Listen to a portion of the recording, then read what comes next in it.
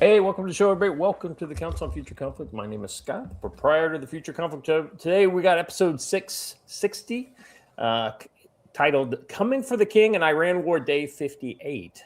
If you notice, sometimes Iran War is going to... I probably from now on, Iran War, unless something really blows up, no pun intended, will probably be the trailing topic, so we can just focus on other stuff. But a lot of stuff's happening still with Iran, so we'll continue to cover that. So we got you covered. That said, clearly the story of the day, the minute, the hour is... Well, you know, we don't have a king, but they think we have kings. That's why they have no kings protest. So shocking. You tell people no kings. You tell people Trump's a king, and somebody tries to kill him. Wow. What a shocking revelation. You shout that he's an existential threat to democracy every 30 minutes, and then you're shocked that someone shot at him. Who? Well, we didn't mean this. When I said we have to fight authoritarianism, I didn't mean literally. Ironically, like less than 12 hours before this attempt, Chris Murphy was on some show and said, we are in a war in the United States. So, I mean, look. Well, we are in a war in the United States. As someone who's been telling you that for 10 years. Yeah. It just happens to be with communism, Islam, and things like that. And to the extent that the Democratic Party is an agent of those efforts, well, then the answer is yes. That being said, I don't think we're at the war with the Democratic Party. We're at war with these ideologies. Let me clarify then, because he was saying that they were at war with Donald Trump. Oh yeah, no, I got it. I don't want to, but we were just watering it down. I don't want to water it down. I want it to be straight up. The man said they were at war with Donald Trump, and then someone shot at him. I want to go with the most horrifying one. I don't know if it was concurrent or after, or if it was filmed beforehand and then just tastefully aired afterwards, or what. But the whole alternate speech that Kimmel gave, where he said that Melania had the glow of a expectant widow. I think that one was the one that took the fucking cake for me. Yeah, what was that all about? Where was that from? Well, he was doing his own mockery of the dinner. Yeah, you know how when the party not in power sometimes has a person give a State of the Union speech or whatever, and it's an alternate speech. He was trying to rip on that by doing his own speech for basically, because part of this is that for the first time in a very long time they didn't have a comedian do the opening number. It was supposed to be a mentalist, and that also irked him because Jimmy thinks he's a comedian. Well, the irony is that he once did a pretty good cosplay as a comedian, but the further he got from Adam Carolla, the more that just fell apart. Adam Carolla. Facts. Yeah. Adam Carolla, yes, thank you. Carolla's a word. Steve. That's me getting Steve Carell and Adam Carolla mixed up into one person. Don, how you doing, brother? Yeah, pretty good, all things considered. Nothing's falling apart, which makes my life strangely good. Yeah. Well, you can't. You have your health, right? Sure. If you say so. To some extent. I Watcher, walked how you to doing? a doctor's office on Friday for the first time in 2 years. As per every time that I do that, they're like, "Wow, you might be moments from death." So I don't know if I have that. Are you at least unbanned on X right now? No, of course not. There is a reason that Watcher, quoted the show with, "And banned for fun is here," because Helo procurement remains banned. Yeah. Don, I think you're just gonna have to give up and just create a completely disassociated alt that only your buddies know. Well, he did. Yeah, he did. All right. Well, I just dimed myself out, so I'm sure I will be banned again sometime in the next few hours. Well, you do it for fun. That's why we're here, right? That's true. The crazed leftist who has been assigned to watch you at X is like frantically hitting the keyboard right now. Right. By the time the show is over, I will be banned again. Well, the nice thing about when Don comes on is they focus on what Don says rather than like banning us for just the exact same opening title sequence that we've had for the last, I don't know, 3 years. Right. Oh, my favorite part is when they hit us for it and then immediately go, oh, yeah, you're right. No, it's a newsworthy event. Huh. So See you next time, Gadget. Let me tell you about the biggest phenomenon that's happened over the weekend. Everyone is suddenly an expert on counter assault team operations and wants to tell me, who has served on a counter assault team or two in my day, how it was supposed to work, right? When I pointed out that it worked exactly the way it was supposed to. This absolute Chad right here who butt slid across the table to put his body between the president and the threat did absolutely a great job. And this is the best ad Night Force has ever had. Right. They didn't even try. And there's a Night Force optic right there with the logo in exactly the right direction. I was gonna say that it's literally picture perfect. I can't even. It's all about product placement, right? I gotta wonder if they're still using the old Magpul DVDs to train on that C clamp. Yeah, with a C clamp, the Costa C clamp. Okay, right thank there. you. Somebody brought it up. Why would you? The C, there's nothing wrong with the C clamp if it works for you. The problem is that was something really kind of specific to him that generally doesn't work for everybody else, and especially if you have like any other Short kind arms. of like gun Well, set. Whatever. When I do it, my thumb is in the way of the optic. Yeah, right, that's what I'm saying. Like it's the setup. It's got this. You have to build your setup around it. For it. I'm more of a thumb in line with the bore kind of guy. So I've also, in general, found that when I'm coaching people that are attempting it, if they don't have fucking gorilla arms, it doesn't really work out. Well, when people like get that kind of like that chicken wing from it, Yes. That's the thing that I always thought. I mean, like I said, I've seen guys do that and like just nuke targets at the same time. So it's like it's not stupid if it works. That being said, apart from that, these guys did great, and he looks awesome. What is that? Is that just blue, and it's like weird lighting coming off of it, or is there some kind of pattern? I think that's black. I think it's black. Okay.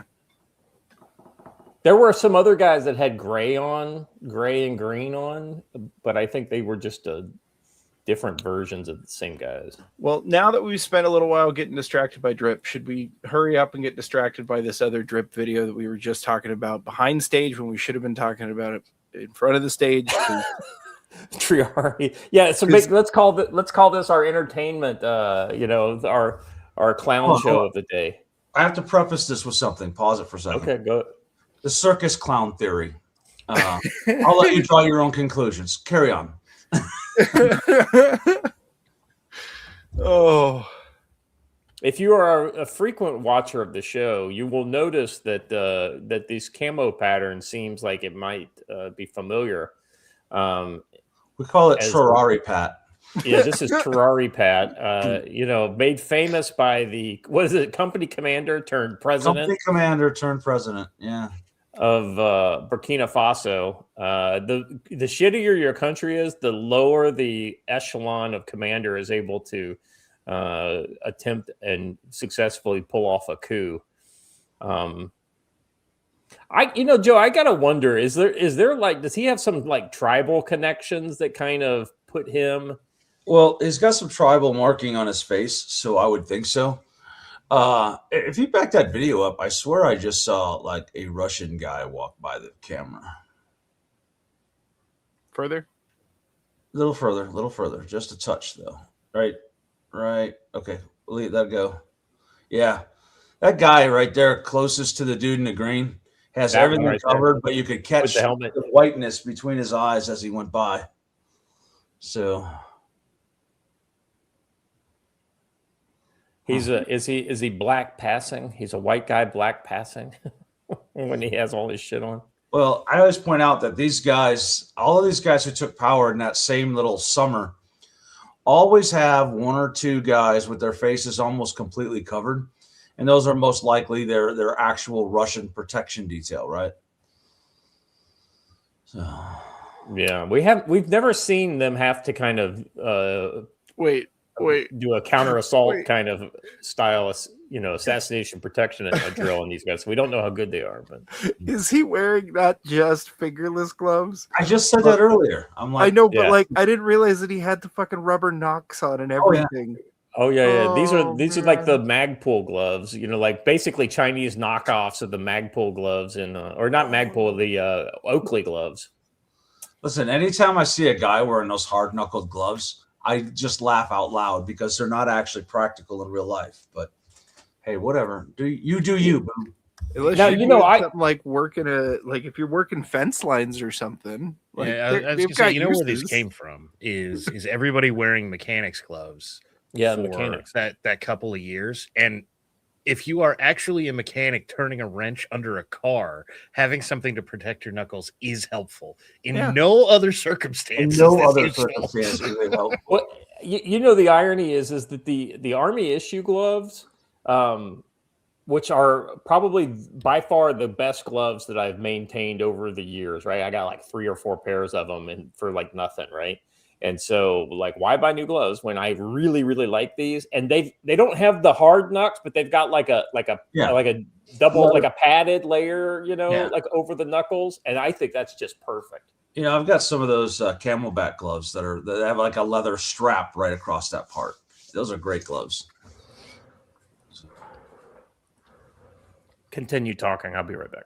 Oh, okay. Oh, continue talking. Talk amongst yourselves. I think I'm the one who didn't introduce me, didn't say how I'm doing this weekend. So my president didn't die. That's it's caused some consternation in half of the nation. Right? Can I just take the spotlight for a moment? I want to do a little show and tell here. Oh boy.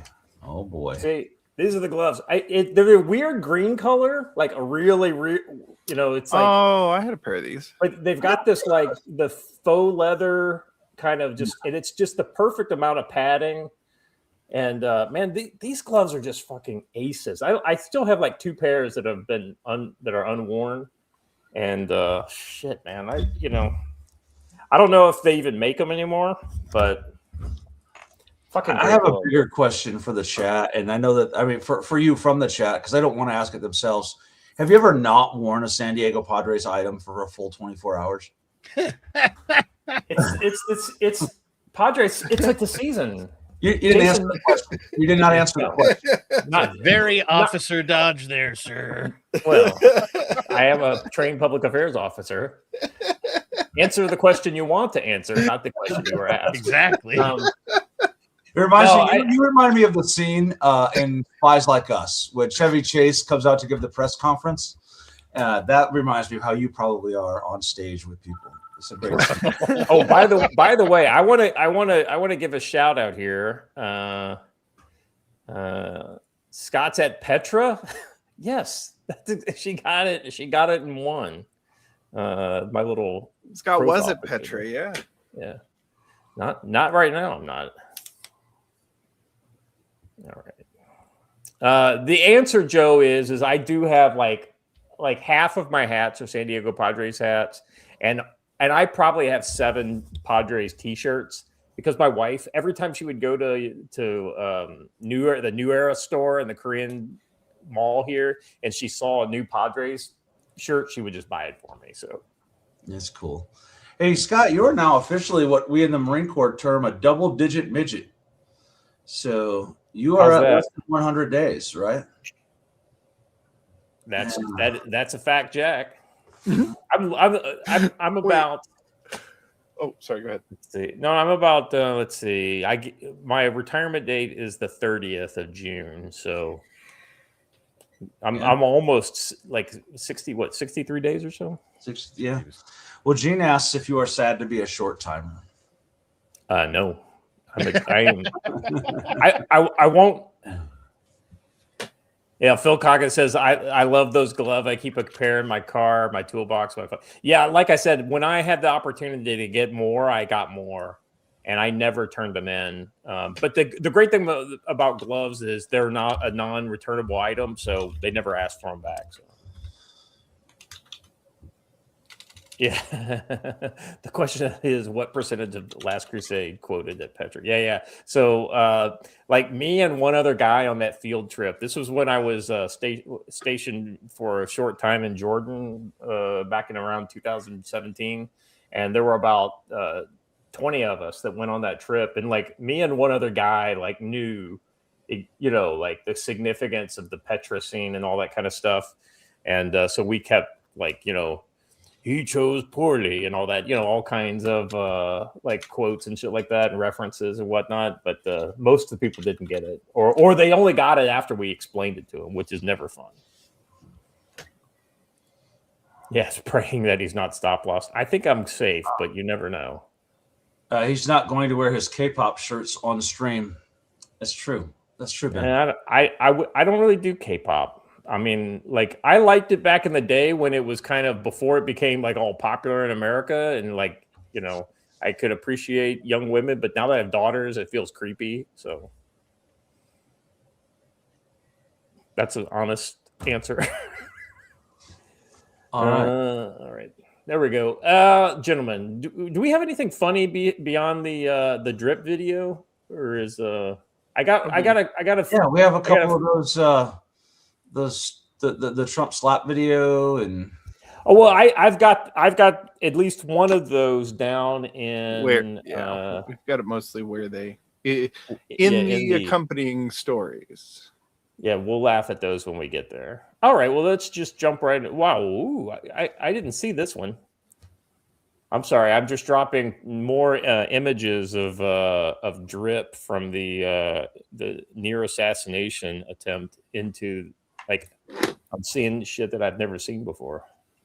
Well, listen, I have a point to make before we get started, and that is that, listen, y'all need to take a training class from me. If you don't, I'll have to turn to a life of crime, and I'm not really made for that. Get signed up for a class this summer, all right? Well, Joe, it's not crime if it's morally right. Well, exactly. That's true. That's true. So when you get to stealing from Home Depot in California and selling it everywhere else in the country, let me know. I have useful tools for that. Old times.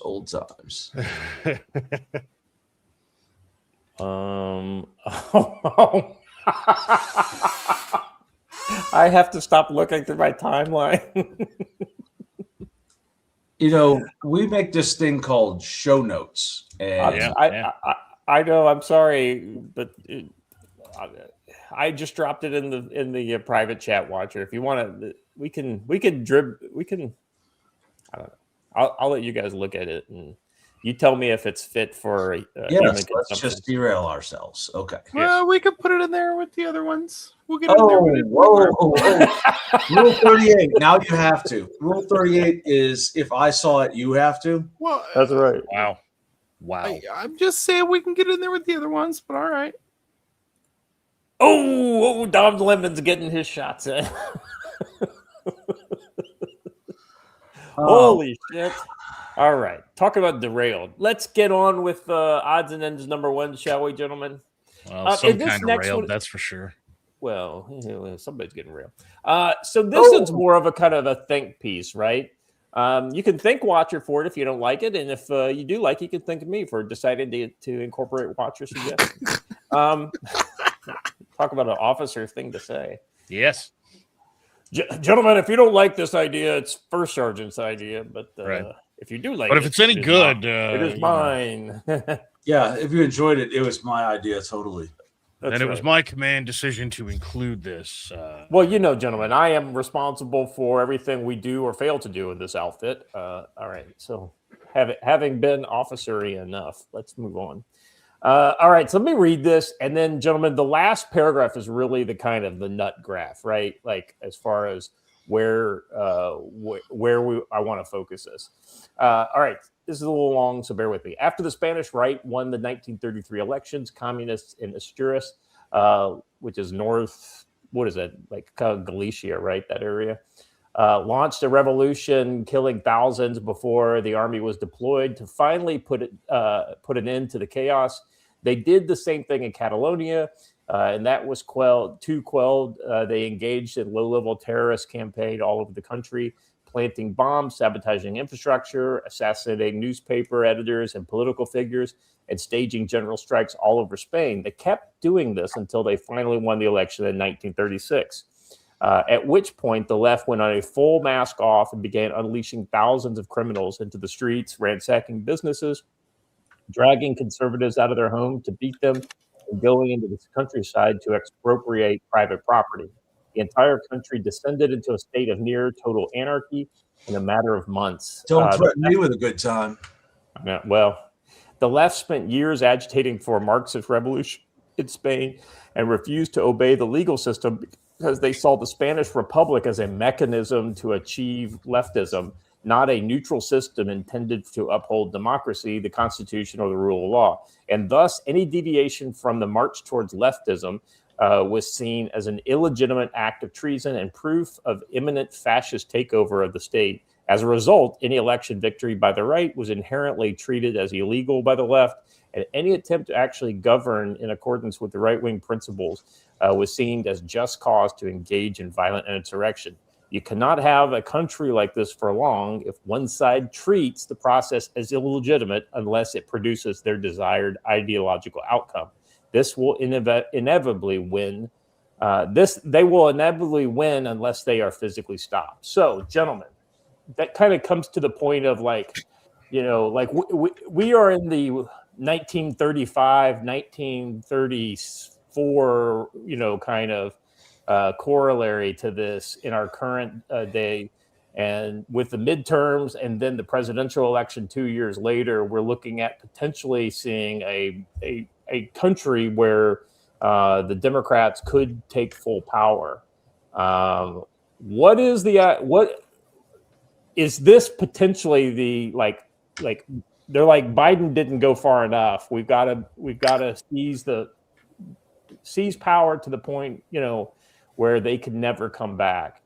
Well, I always say this: look to the media to see what the leftist dreams and fantasies and plans are, right? And it began with Leave the World Behind and progressed through Civil War and has culminated with that absolutely abomination of a film called One Battle After Another. Now, for those of you who've never seen it, Gene and I sat here and struggled through it. We had to physically stop and take like a 2-hour break in the middle because we just could not stand how terrible this movie was. But we watched it because it's important to see what they think of you and important to see what their thought process is.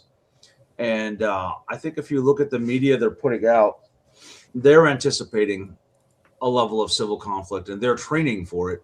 So you should be too.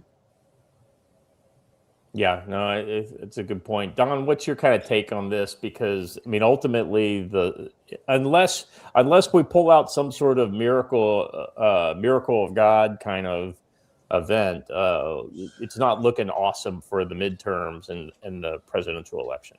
Well, oh man, that just makes this an even longer speech. So blame Scott. Go for it, man. First things first. The left has contested either in court or in some sort of gay protest in the streets every election since Carter, basically, that a Republican has won. So most of you that are listening to this probably don't remember a time where we didn't live through the one side doesn't think it's a legitimate election if they lose. In the world of midterms, look, I am not here to tell you that it is acceptable for things to go as they have for many years, blah, blah, blah, etc. But there is this thought process that is currently going through the world that, and it's been this way at least since 2020, where if The Trump and the GOP don't win literally everything all of the time. It is so far outside of what the expectation should be that we all know that this is the turning point where everybody dies. And here's the thing: presidents lose the House in the midterms. Like, somebody publishes the graph every couple of months when the midterms are close about, like, since 1903, the president loses the House and the Senate in the midterms all of the time, except, I don't know, 3 times in all of those elections. So, I don't know. You can decide that this is so far outside the norm that we all need to black pill and die immediately. But historically speaking, this is what's going to happen. Trump is going to lose the House and the Senate. It is why so many people, when he got elected in 24, said, whatever you're going to do it now, because you have 2 years. Because historically speaking, he has 2 years. Now, you can be upset about that for any number of reasons. Go right ahead. But look, man, Democrats are going to take power again. It's going to happen at some point. The question we should be asking ourselves is, are we going to crush the current standing Democratic Party to the point that when they take power, we get a Bill Clinton as opposed to a Barack Obama? And that's not even a question anybody is even pondering, let alone asking. And so, look, it's not going to be good. Everybody's right to be worried. If any of the Spurgs take power, then yeah, there's, as a guy who's already had the FBI sent to his house, they're going to send the FBI to your house. But it's coming. And all of the spurging that everybody has done has mostly made the White House stop paying attention to the constituency. This was not a good plan. Somebody's been trying to tell you this was not a good plan since 2018. But I know it's much easier to just get angry on the internet. And guess what? Back in the 2016 to 2020 era, when Trump went to make a decision, whether or not Twitter liked it was important to the outcome of that decision. And now it's not. Good job. Yeah. So, responses, gentlemen? Oh, go ahead, Joe. I'm just going to agree with him. So, Yeah. Right.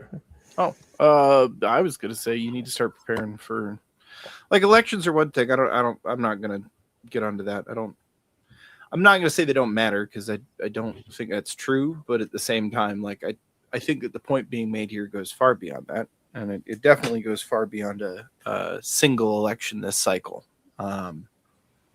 This is the pattern we're on, whether it happens this time or the next time or time after that, which I don't think we're going to have that long. It's the mania has compressed the timeline, but yeah, it is how things will devolve. And I don't think that there is a path out of it. So that's why I brought it up today. Well, look, there's lots of paths out of it. Most of them involve things that nobody is going to like. Well, one of the things that I kind of go back to when I read this, I immediately thought of that Carville post from the other day where he said, Yeah. "Here, when we win, we need to put 13 justices on the Supreme Court. We need to make DC and Puerto Rico states immediately to get 4 more senators." Yeah. Anyway, it was a litany of ways to create a situation where you basically put the right on the side that he knows that doesn't work that way, right?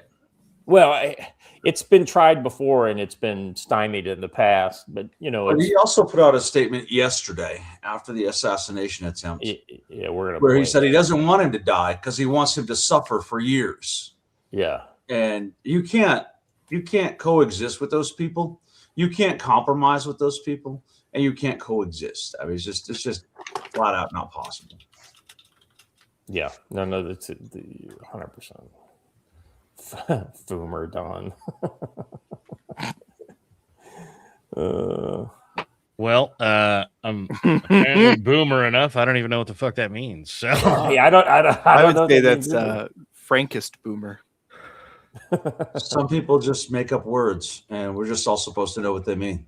I know. Welcome to the internet.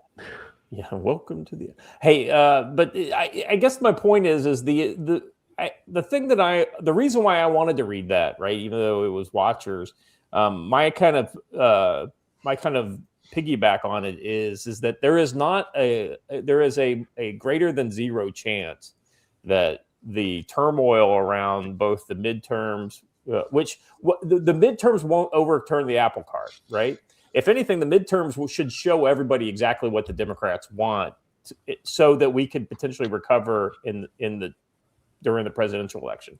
That being said, you may not be able to vote your way out of this problem, right? If they're able to, control those states where those key votes could happen, like what they've done with things like Virginia and things like this, and trying to, play around with the electoral college composition and whatnot.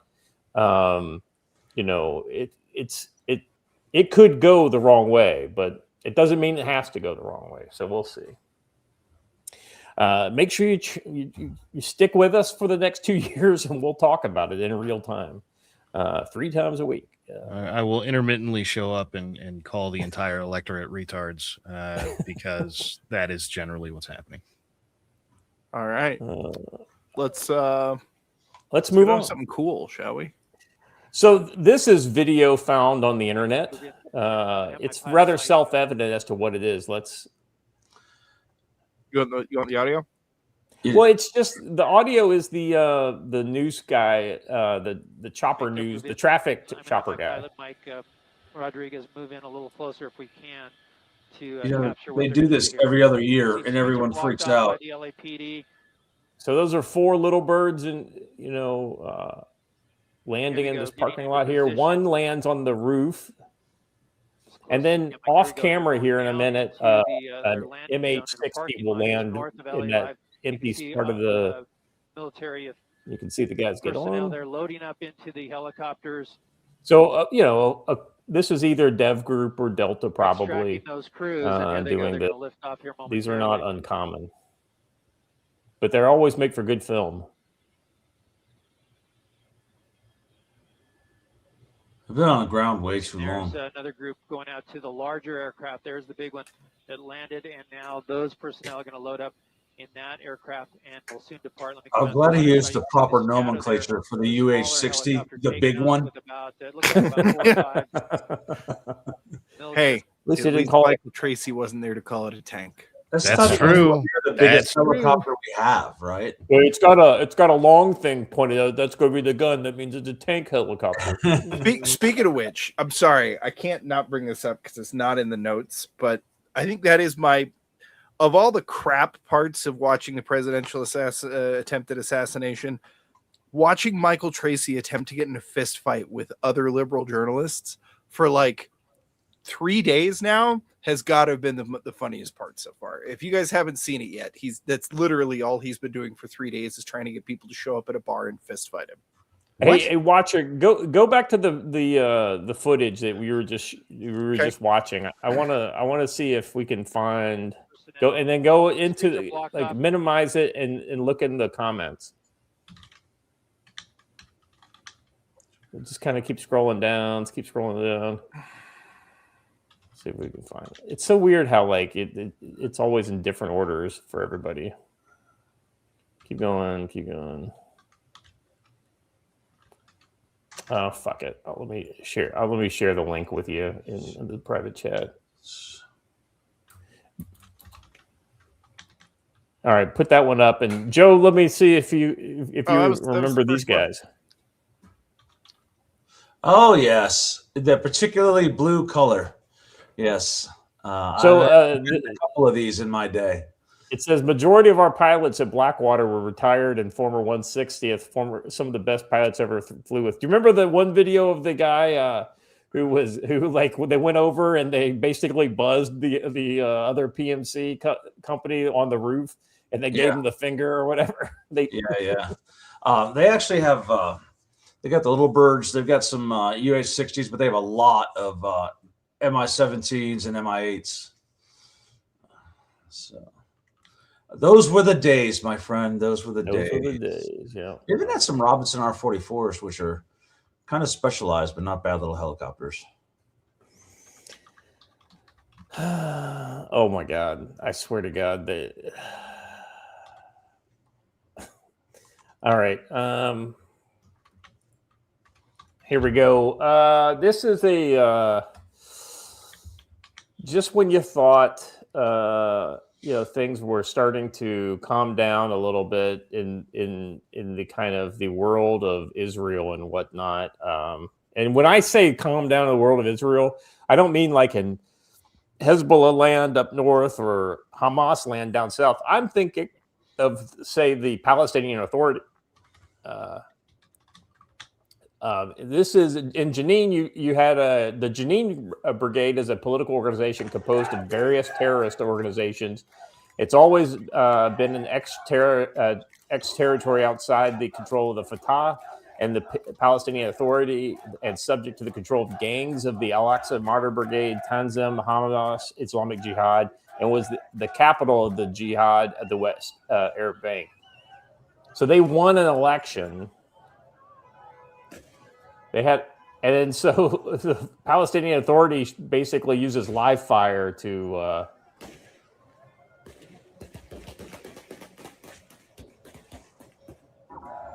everyone in the Middle East fires AKs into the air, even the police. The irony here is I'll be honest with you, the Jenin Brigade basically tells me the success of the Jenin Brigade basically tells me that that they are probably going to end up going crazy in the West Bank, and it'll essentially be the same thing. So you're telling me that this is actual footage in the West Bank?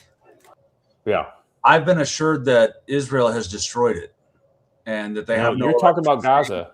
No, they've destroyed both. Oh, according to the media. I detect your sarcasm. Yes. Oh, look at Watcher decided to come back.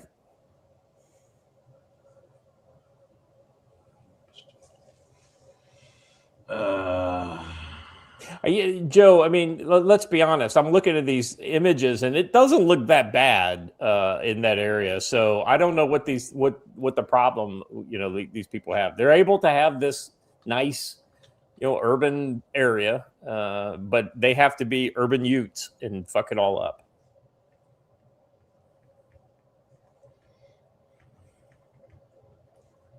Don, give me your the over under if we're going to see even more destruction and death in the Palestinian areas.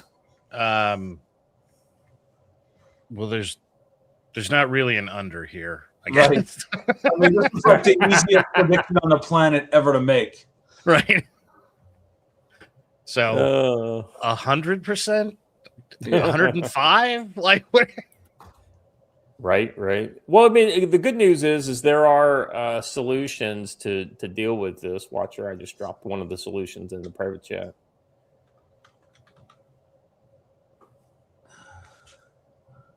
Yeah, pretty much. All right. Maybe not.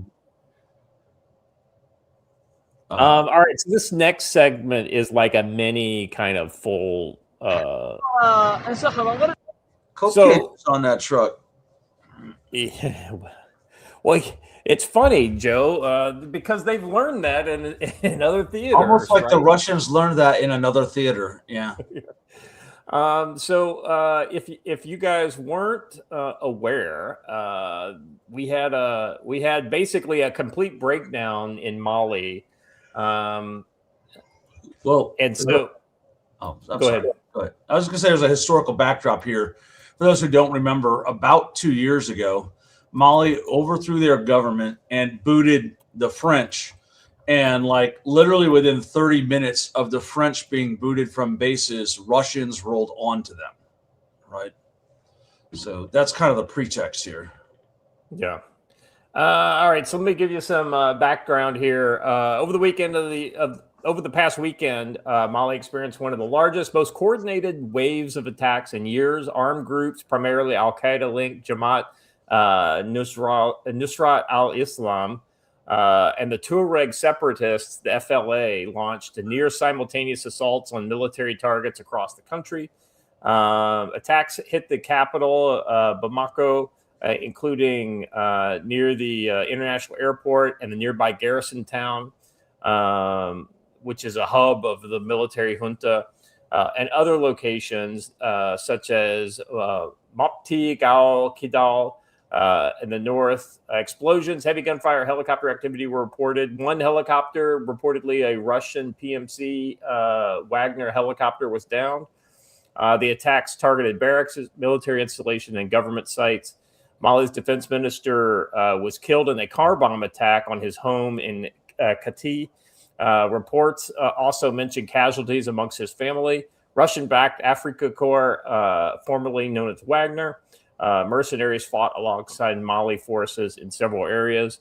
JNIM and FLA claimed joint responsibility, a notable development as these groups have historically been rivals but appeared to have allied against the military junta. The Malian army described the attackers as terrorist groups and also said it repelled most of the assaults, neutralizing many fighters, and declared the situation largely under control by Saturday evening, Sunday, though fighting continued in some areas. Go ahead, Watcher. I just wanted to pause you for a second because the sound of these rockets firing really is something the audience needs to hear. This is unique. Yeah.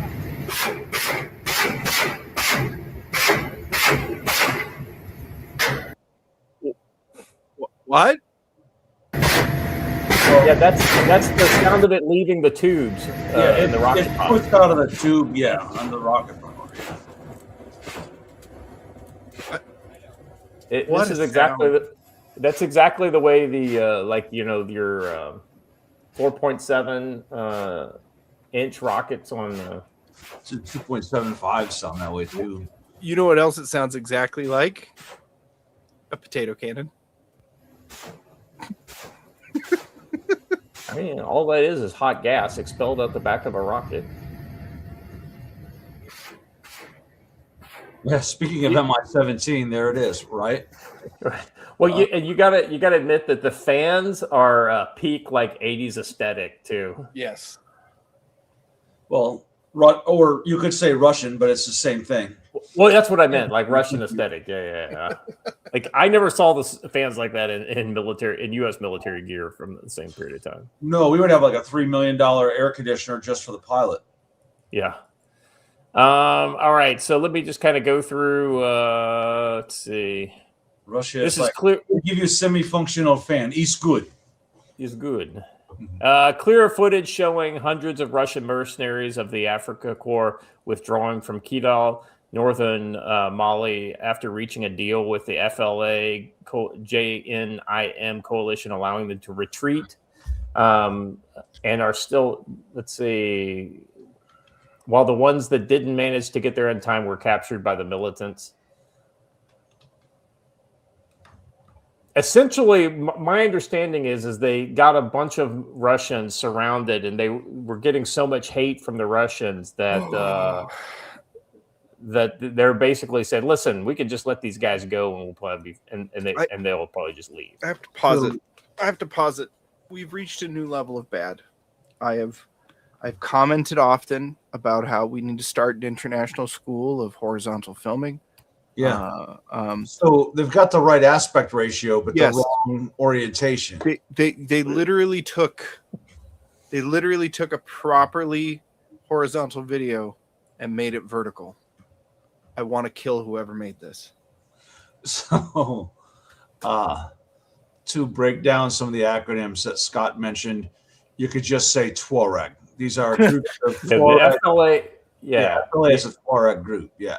Yeah, the JMNIN, that's your basically Al Qaeda group. Al Qaeda and the Tuaregs is the easy way to say it. Yeah. So Joe, have you seen this? Yes, what I did. The problem with using a rest for your weapon.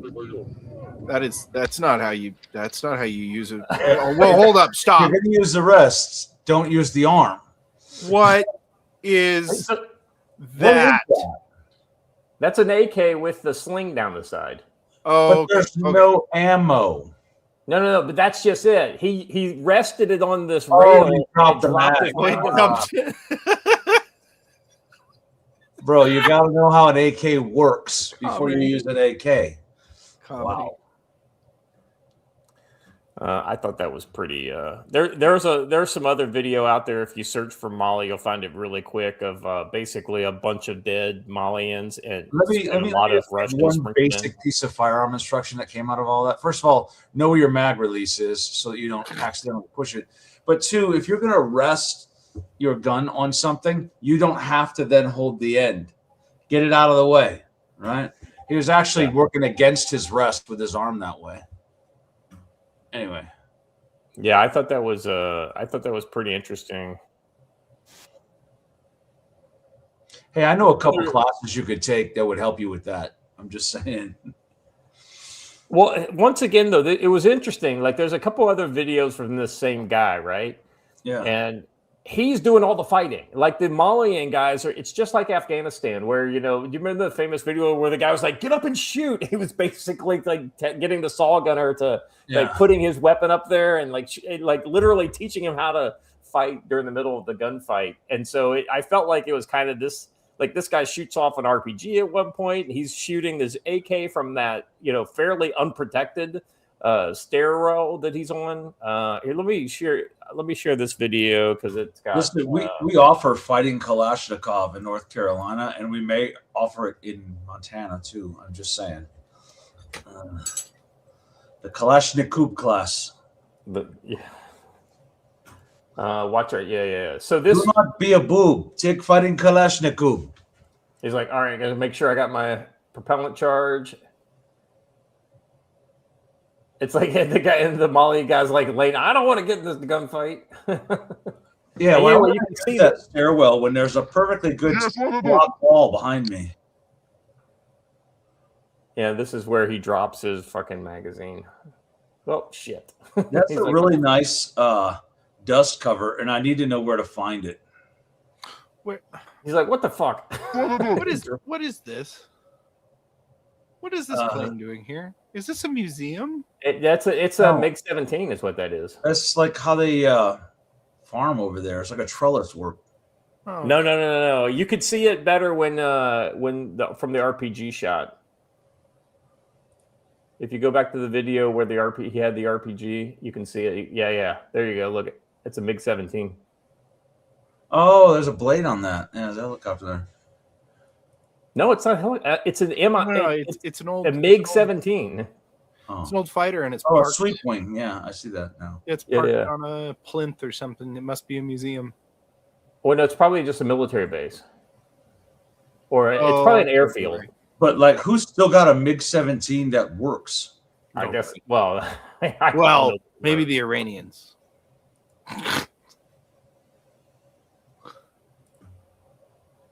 I thought you meant the sandbag thing around it because they build like trellis works like that.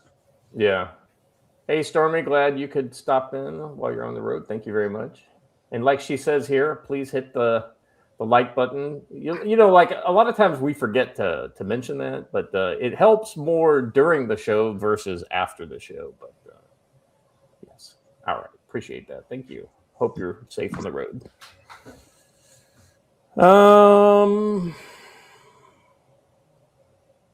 All right, let us continue. Caravaggio has it right. It's an airfield in Africa, which is indistinguishable from a museum. They probably have crops planted on the runway.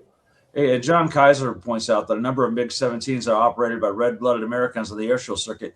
Reminder, before I moved from Michigan, I witnessed the crash of a MiG-31 that was privately held in the U.S. It crashed right by our house. Yeah, I was driving down the road and it crashed in my rearview mirror right into a parking lot. They ejected over a lake. Just hit the. I had pulled over. I swear. Yeah, right. Stormy, we all know women drivers. They sit there. What? The only thing they do faster than they drive is text while they're driving. Yeah. What? Mrs. Tactical Wisdom, I'm like, are you seriously playing Heyday at a traffic light? Yes. Get off the phone. Hit what, Scott? I'm sorry. Just hit the last link on this because there's a link of a list of links, and this is a. I must have missed one. Oh, I had them mixed up. Wait, hold on. No, isn't there one before this? Yeah, you missed the one before this. This one. I had it ready. Oh, yeah. Let's watch this one. I forgot about this one. All right. So Russia's Africa Air Corps. Whoa, hold up. Go back. What was that? Hold on a second. Let me. Yes, somebody got blown up. Literally. Russia's Africa Corps released footage of over 1,000 terrorists eliminated, more than 100 pieces of equipment destroyed in Mali. Western media has played a major role in supporting the terrorist groups. Russian Africa Corps following the joint offensive in Mali. I don't know that this video shows thousands of troops being killed, but definitely that one dude was killed deader than shit. I cannot believe that this actually purports to be Mali because there are way too many trees. Yeah, that was kind of something I was wondering. It makes me wonder if maybe it's not Mali. But I suppose in the south there might be, but in the north where the fighting allegedly took place, I don't know that this is accurate.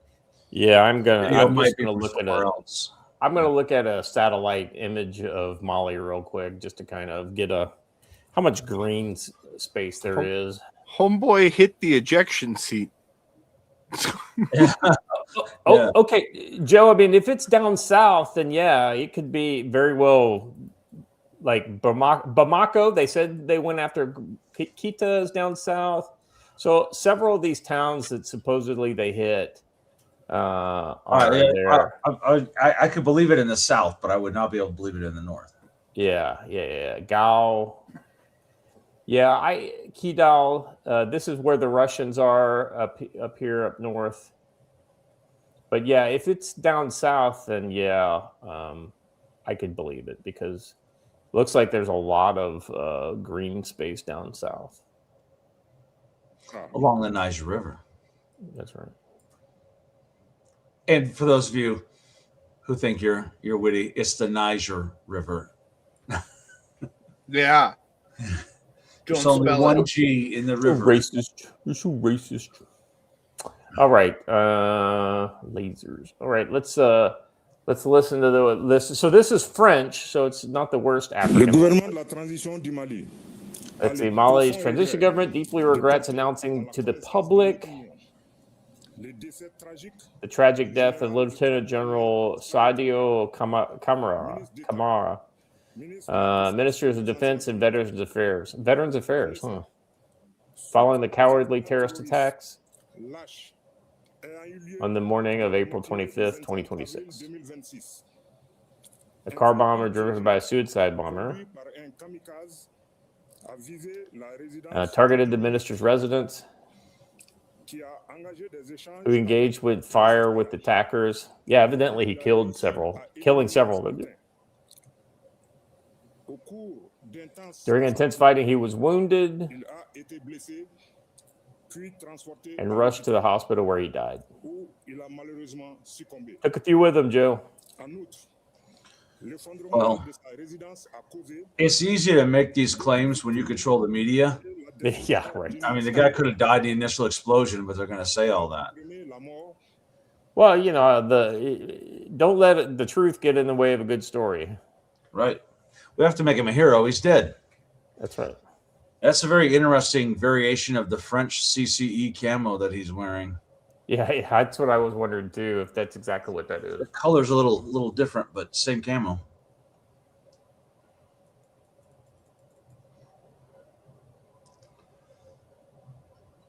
Mm-hmm. Vibrant tribute.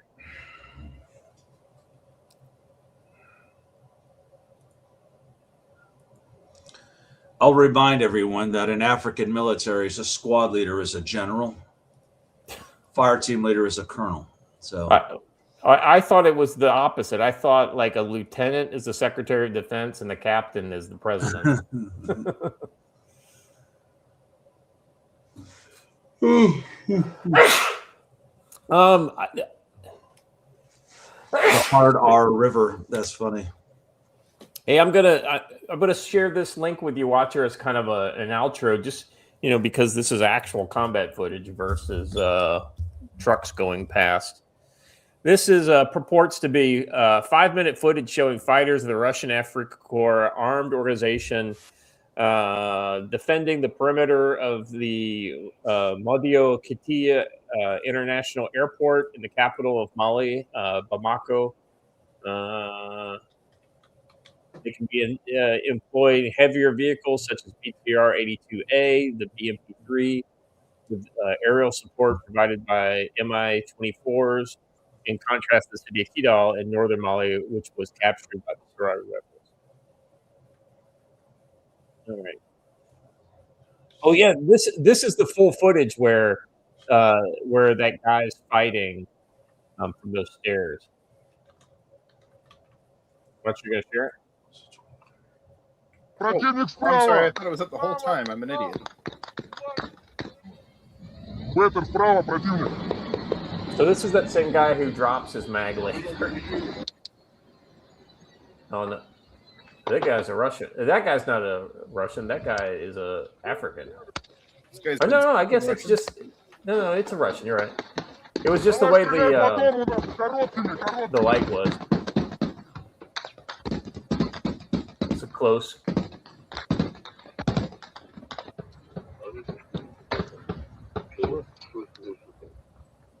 What?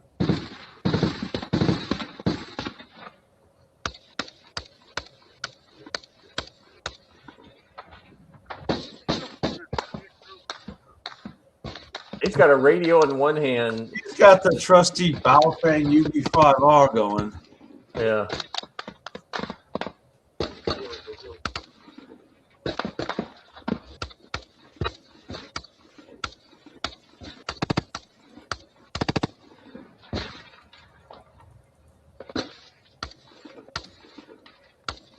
You get a better look at his gun here in a second. Oh, I like how the Africans like his weapons caddy. Let me have your weapon, boss. yeah, but you got to check. You got to make sure they loaded it right, because with those warheads, you got to add that propellant charge to the back. Yeah. And of course, like a good Russian, he sticks around to see if it hits. I don't know about the whole lay your gun down thing. Yeah, I'm not a fan of just laying my rifle on the deck. I'd much rather be attached to my body. These new Far Cry graphics are really good. And how else will they have the really cool, super awesome sling look, Joe? Did you get a good look at the gun there, Joe? It's got one of those badass Zenico handguards on it. Yeah. Go back just a little bit, Watcher. He turns it sideways, and you get a good look at the whole. Yeah. Yeah, that's pretty legit. I'd have went with a little bit different of a foregrip, but yeah.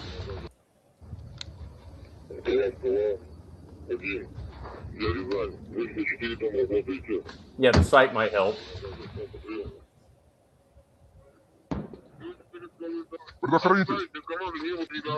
Give me the PKO. Okay, load it. Is it loaded? Give it to me.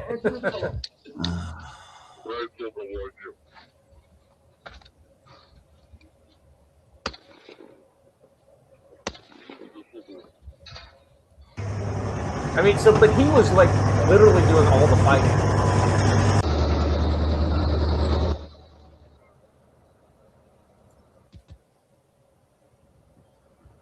Kind of goes back to that whole idea, Joe, of like out of 100 soldiers, 10, or no, out of 100 men, 10 can be soldiers, and only like one can be a warrior.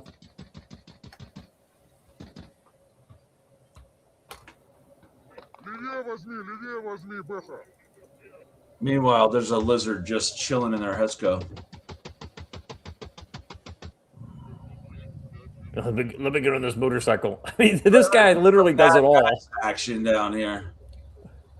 He's got like, what are you guys doing? Get the fuck into the fight. He's like, all this shit just sitting here. Oh, this is mostly captured. Yeah. Dead guys, dead bad guys.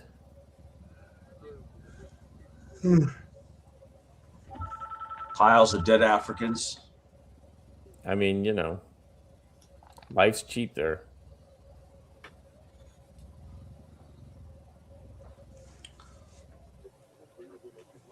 Oh, must be one of the vehicles. Watch her get ready if there's any like heavy violence. We gotta.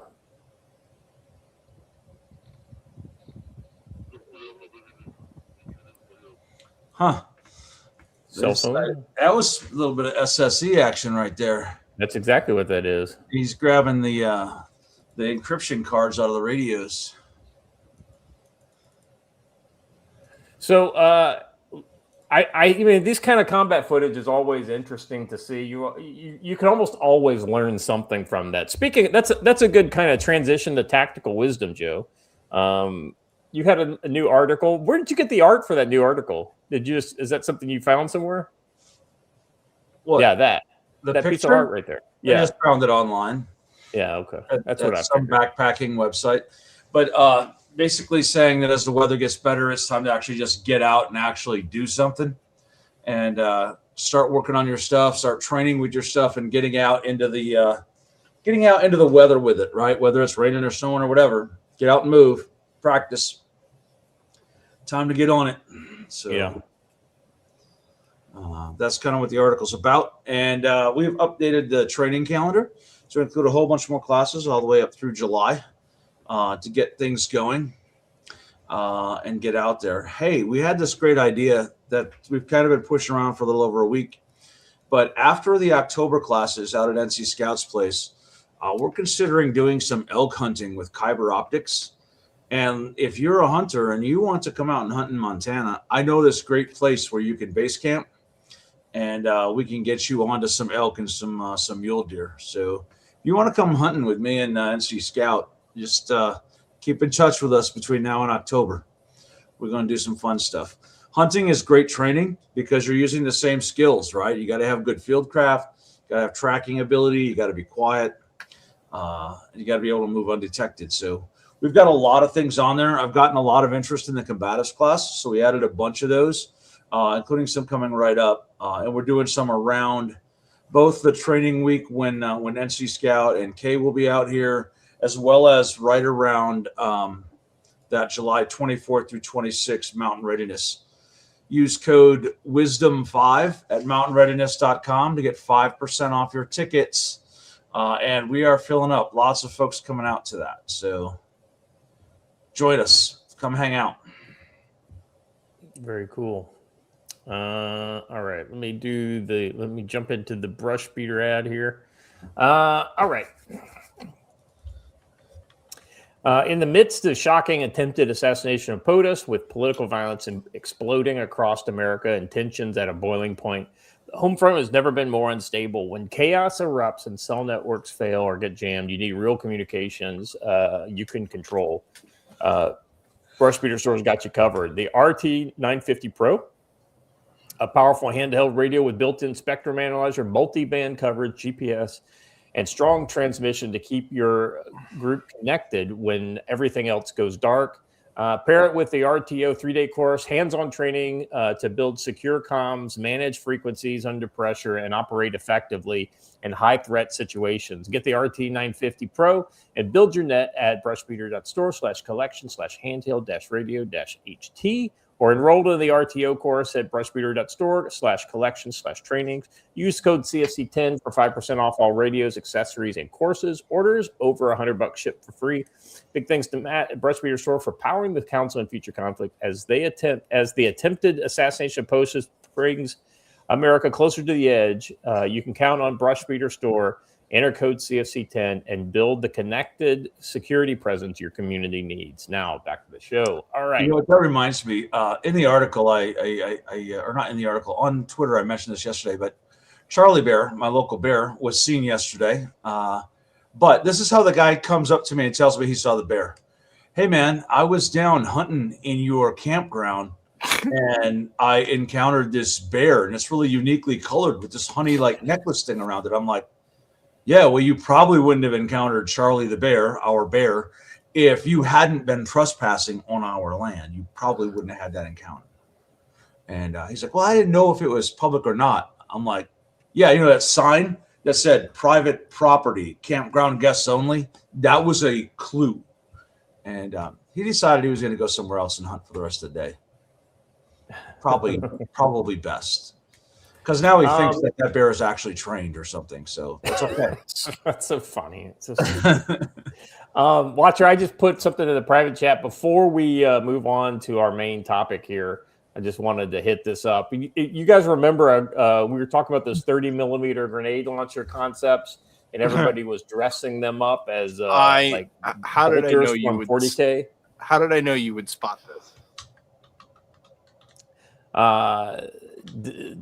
So Chris Cappy did a video on these new 30 millimeter grenade launchers, and apparently the designers dressed one up in their workshop to look like a bolter. So you got a purity seal there, and then you've got the eagle on the magazine well. So I thought that understood the assignment. Yeah, they understood the assignment. I thought that was pretty great. I mean, you know, it's good when like the culture kind of like supports each other. Though I want Games Workshop to have the fucking apoplectic fit over this thing is what I really want. That would be fucking hilarious. Oh, let me just add on to that earlier story. Don't pull up to my gate and get out of the car wearing a ghillie suit and then be shocked that I have a gun in my hand. Okay. You literally got out of a car with a ghillie suit at my gate. I was ready to defend. Yeah, that's yes. And a ghillie suit might be a bit much for turkey hunting. I mean, come on, bro. Anyway.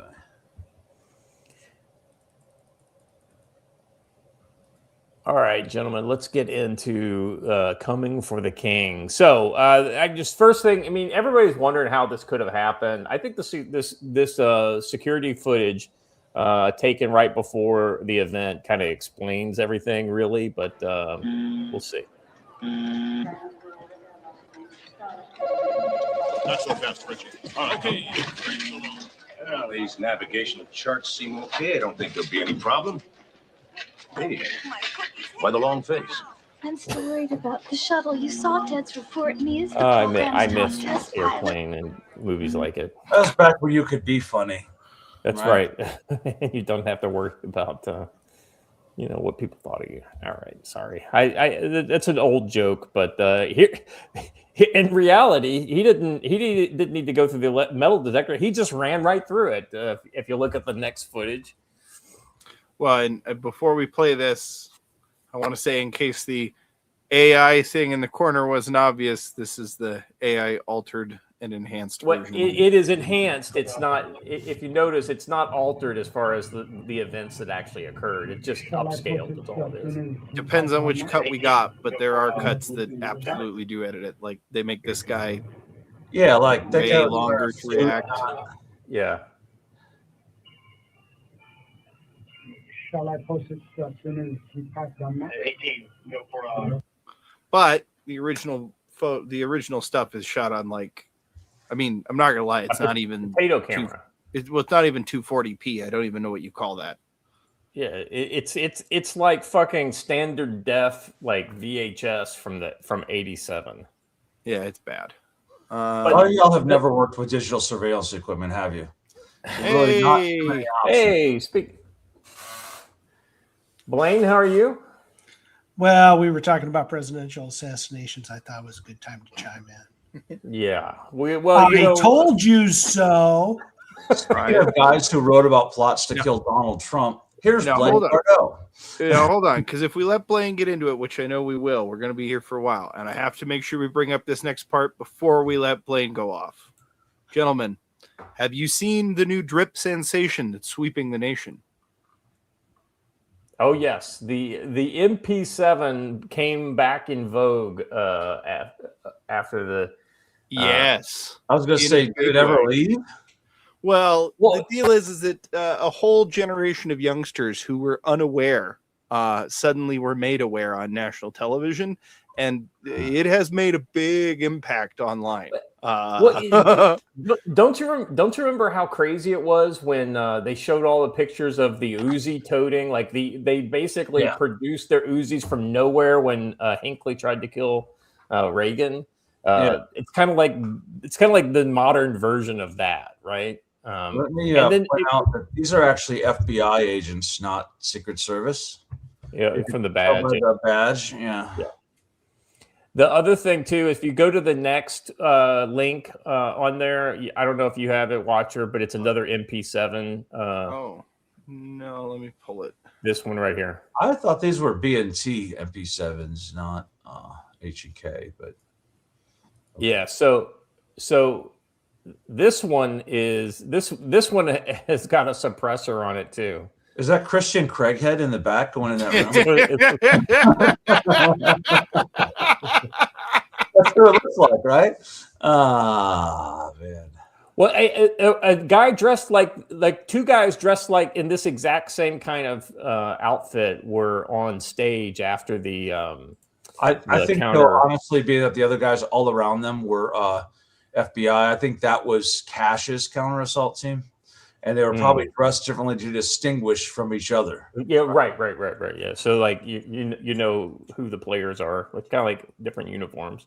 Mm-hmm. So the guys with the guns weren't the only people who. So everybody's commenting on Pete Hegseth in the crowd immediately after the evacuation drill. Because he had his own security, and everybody kept talking about, he's so weird and weirdly keyed up, and like he's on cocaine and all this kind of stuff. That's the only reason why he would act like this. No, this is how combat veterans get when they basically get shot at, because at this point nobody had any idea where the shots were or whatever. So you're thinking the worst at this point. So I just thought it was. Let me point out something else, too, that everyone says that the evacuation appeared disjointed. No, it was incredibly well choreographed. If you've ever seen one with a room with more than one protective detail, more than one protectee, there is an order of precedence in which people are removed, and everybody else has to just sit tight. That's just the way it works. And I think that it was actually very well done as they were going through there. So there is a thing that the military does basically everywhere called controlled chaos. And that's how that works, right? If you have no idea what you're looking at, oh my God, it looks like mayhem, but somehow they always manage to get done what they want to get done. I'm going to tell you too, the Supreme Chat Award goes to the member of the Secret Service counter assault team who jumped on the banquet table and slid across it and got in front, putting his body between the president and the threat. Yeah, that was pretty legit. Watcher, I don't know how we managed to miss it, but the last two posts that I just put in the private chat are the two separate views that I've seen from the stage. One is the camera from in front that's looking at the president. Yeah, right there. So let's put this.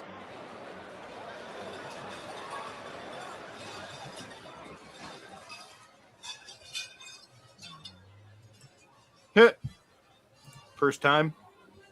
Right. Yeah, Donald Trump's the only one with he keeps it together, and then you can see the counter assault team come in. They whisk him away. The guy who jumped over the table. Yep. Back. Yeah.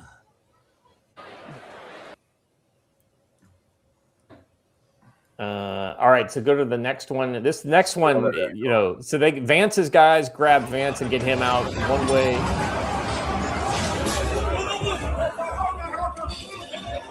There's the counter assault guys. Boom! Let me get up here. Yeah, well done. Donald Trump admits that he was trying to look around when he tripped and made it hard for the guys to get him out. He's like, I want to see what's going on.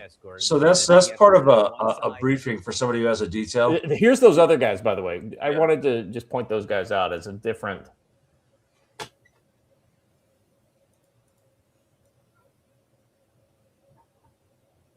Well, yeah, it's seriously, they coordinate those so that everyone knows who's on what team, right? Yeah. So that I know that, hey, that's the Secretary of the Air Force's team coming my way. so that everyone's clear on who should be going where. One of the things you brief a protectee like this on is, hey, sir, once we put our hands on you, stop trying to do things. Let us lead you and let us guide you. Otherwise, that right there happens. It's not a fault on Donald Trump. It's just that the Secret Service is trying to move him so quickly, and he's still trying to think. You have to learn to not think for yourself. Do what they tell you. Walk the way they guide you. This is sort of an inherent problem in my completely subjective and don't know what the hell I'm talking about opinion. Is the guys that you assign Secret Service details to are not the guys who want to let go and let everybody else do things. So it's just going to kind of be a conflict they have to deal with. It's the nature of leaders at that level, right? Right. Notice that guy right there, brilliant, the counter assault team guy who shined his light directly at the camera, right? If anyone was watching the camera to attempt to use that as some sort of targeting, they lost that ability. Yep. Blaine, what's your take on this? I thought it was well done. The civilian pundits all went nuts and were like, "Oh, this was sloppy. It was a mess." And I've heard all the crap that it was staged too. You couldn't stage this. How the hell would you ever rehearse something like this? It's just impossible. So, it's amazing to me how the left tries to justify this or diminish it in some way. So that right there is the, say everything, see what lands game, right? Because 2 minutes ago, we were talking about how this looked like chaos and it was ridiculous. And I can't believe this was that bad. But if that's not landing, let's see if we can say that it was staged. Yeah, they're playing a lot of games right now. And what they really did is hand Donald Trump justification for funding DHS. They handed him justification for having the ballroom.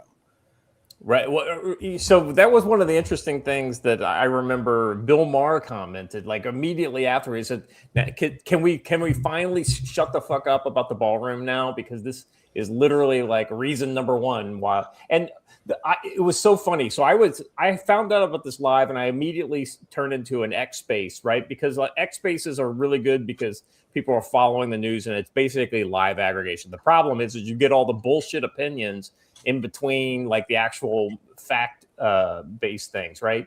And so I'm listening to Mario Nafal's X Space because it was the biggest one. It was at the top of my list, right?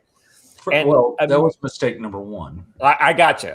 Because he's got a lot of leftists on his fucking spaces because they don't feel threatened by him, I guess. Anyway, point is that somebody's saying, "Oh, nobody's going to say anything about the ballroom on this because nobody's focused on that. We're focused on blah blah," like all that kind of stuff. And Donald Trump, when he gives his speech, his press brief 30 minutes later, he immediately goes into this is the reason why we need a fucking ballroom. So, we're not in these shitty hotels that make security impossible. Well, look, I think the better thing is I saw a bunch of normies that went, oh, they're fighting him tooth and nail in the ballroom because they want him to be vulnerable. Yeah. I saw people make that exact same comment. So, yeah, 100%. I'll tell you the one problem I had. Look, there's a lot of criticisms that people could have, and I think one of them is we shouldn't be having events in buildings like this with people that are this high up. I'm sorry, like we should just not. I understand that like in the past it was considered okay to just be able to lock down this single floor because, by the way, that's what this is like. This wasn't on the main floor. This room is on its own floor, apparently, and whatever. But the security protocol has always been you just kind of have loose security at the front door, and then you have real serious security when you get to the stairwell to get to the actual auditorium. That really wouldn't help if the plot had been a bomb. Yeah. So the problem, like a hotel like that, probably has 1,000 employees. Multiple floors, probably a couple hundred employees working at any given point in time. And in those hotels are entire underground, like 3-story structures below the surface level that are used to run the operation.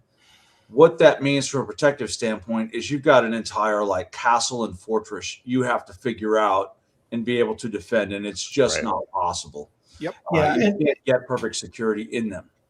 And Joe, the other thing, because I live in DC, I know that hotel actually has a Secret Service contingent that's fully staffed there permanently, because that's one of the rapid response places where if you've ever been in DC, and I've experienced this, and you start committing a violent crime, let's say in a park, and you're within 6 or 8 blocks of DC, you will suddenly see vehicles emerge from office buildings, etc., and you will be swarmed with Secret Service people.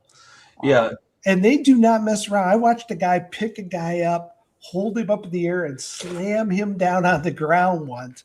And he wasn't there 13 seconds earlier. These guys appear out of nowhere. And that building, since the Reagan era, has had a Secret Service contingent in it, but you can't make it safe. You just can't. Yeah. I have this hobby of mine where I walk in rear entrances of supposedly secure buildings all of the time, because all the security is always up front on the public entrance, right? Yeah. So even a hotel like this, they'll have a security presence in the lobby. There's a front desk there.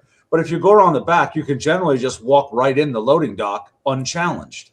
And the habit I have is like, I just did this at the hospital a couple weeks ago, actually, is if you walk in a door that's allegedly secure, you can walk right past whoever is there as long as you appear to know where you're going. No one will challenge you, right? So I walked in the hospital staff entrance, and I just kept walking and took the first left I got to. There were 2 people sitting at the desk. They looked at each other and went on about their day, because obviously I belonged there because I looked like I belonged there. Yeah, you didn't act strange. You acted confident, and you just smile and boom. Hey, what's up? For added bonus on that, add a polo, a hard hat, and a tool bag, and you can you literally anywhere. If you walk in with a high-vis vest and a hard hat, nobody's going to ask you a single question. Can I just say, hold on a second. Can I just say the picture of the entire day from this event is the one I just posted. I don't know if you guys have seen this one. Have you seen this, Watcher? No. Look at this. They're all looking at a phone. The best meme I've seen thus far was following the assassination attempt of Donald Trump. Sydney Sweeney dropped a new Old Navy ad or something. Oh, yeah. But it's Trump. It shows you how we are absolutely focused on our news feeds, right? And here you've got almost his entire cabinet like focusing on one thing he's looking at. So, well, I did let that derail me somewhat, because I got into a good point when I meant to get into a joke, which was the only problem I had at all with the Secret Service response was, first of all, 6 shots and nobody down. Huh? Yeah. Huh? And I think that I found an explanation as to why that might have been. Because we were having a fucking tea party. Look at neither one of them has their gun properly in their hand. Even that guy closest to the camera, the gun is not fully seated in his hand. But this is what we call teacup. Yeah, we got rid of this in the 80s. Don't laugh, chat. I mean, we almost made that the thumbnail. Yeah. I'm not even sure what the guy in the center back is doing. He has a gun out, and he's pointing at it. Far be it for me to run cover for the female agent, because look, in the end, she shouldn't be there. The simp in Don comes out. Yeah, that's hilarious. So, no, I still think she needs the alfalfa hair thing on. Same. There's no simping. The correct answer is she shouldn't be there. Somebody asked what teacup means. It's the pistol thing where you hold it like this, and your hand is like this, like you're holding a teacup. That is not a proper way, because it makes you shoot higher and higher and higher. Oh my God. Is my audio just dying again? No, we can hear you. We just continue to speak over you. We apologize. Don't even worry about it. It has been misbehaving all morning. So look, there is this fatty thing currently where you put your hand over your fingers on the pistol grip, right? And she may or may not be failing at doing that. Oh, are you suggesting that? Are you suggesting she's performing the classic Isasa Weaver? Yes. No. I'm not. My only real. I'm sorry. Go ahead. I'm not kidding. It is one bad meme to another. It's not simping. It's just like they're gay fatty things in the shooting community now. He might be right. This looks a little Isasa Weaver to me. The longer I look at it. But here's the thing, though. In fairness to all of them, you can grab a photo of any of us in a millisecond of time, and it can look silly. You have to judge it on the whole thing. But I want to point one thing out. If you are in a combative situation, right, your gun should be pointed wherever your eyes are, or at the ground, one or the other, not in two different directions, right? Well, to that end, safety. Yeah. To that end, there is a rumor going around, right? Take this for the big grain of salt that it deserves. That people are being told to not speak on the topic of one of the people who got shot being shot by friendly fire versus. I don't doubt that, given the density of number of people with security details, the number of details there. And generally, the Secret Service's policy is if I don't know you and you're armed, you're going to get shot. Yeah. Right. And it's a pretty crazy thing. So after that picture of somebody looking bad, let's look at the next picture of somebody looking good. Private chat watcher, the bottom link on the private chat, if you would, and then we'll move on from the event itself into the political reactions. Here's one of those guys. Evidently, Santa Claus cut his beard down to a goatee and strapped up for this one. Bro, that's Mike Bennett, and you can't convince me otherwise. I was just going to say, I thought Mike Bennett was skiing. I was going to say, I mean, I don't see any snow bunnies around, so that's the only thing that makes me doubt it. No, legit, I've seen Bennett with almost this exact loadout, so... Durnuff2 for $5 over on Rumble says when Obama came to New York, he'd have the NYPD trap people in their apartments. I get it's a tense time, but at some point, the value we place in politicians' lives starts to make them think they're God. Yeah, I mean, there's. You know what? You got a real. Durna's 100% right. I've been present on details when the Secret Service has come to town in Grand Rapids and said, these 3 hotel guests, we need to go and sit on them, and they need to stay in their room all weekend. And they literally do that, right? And they have an intelligence order that says they can do that for like 72 hours. And that is wrong. They should not be able to do that. So not to be that guy, but I'm going to be that guy. In the world of Obama, you have a very chicken and egg problem about feeling like he's God. Because, I mean, go listen to Senator Obama. He thought he was at worst God's gift to the country. Oh yeah. I mean, he was fucking insufferable as a politician, and when he became an ex-president, he only became worse. Exactly. And here's the thing: when he was a politician, he had to give at least lip service to the other side. Right now that he has moved on to beyond the mortal plane, Oh, yeah. I have to address something in the chat. There's a thing about stupid photos, and somebody said, there's a silly photo of Dolio. I want to see it. And Be Prepared says, I got a pretty good pic of a surprise Joe in Marpat. That's true.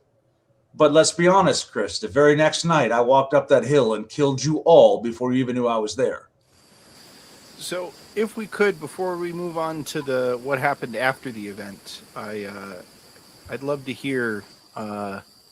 Mr. Prophet himself's take on the third assassination attempt and how soon we should expect a fourth.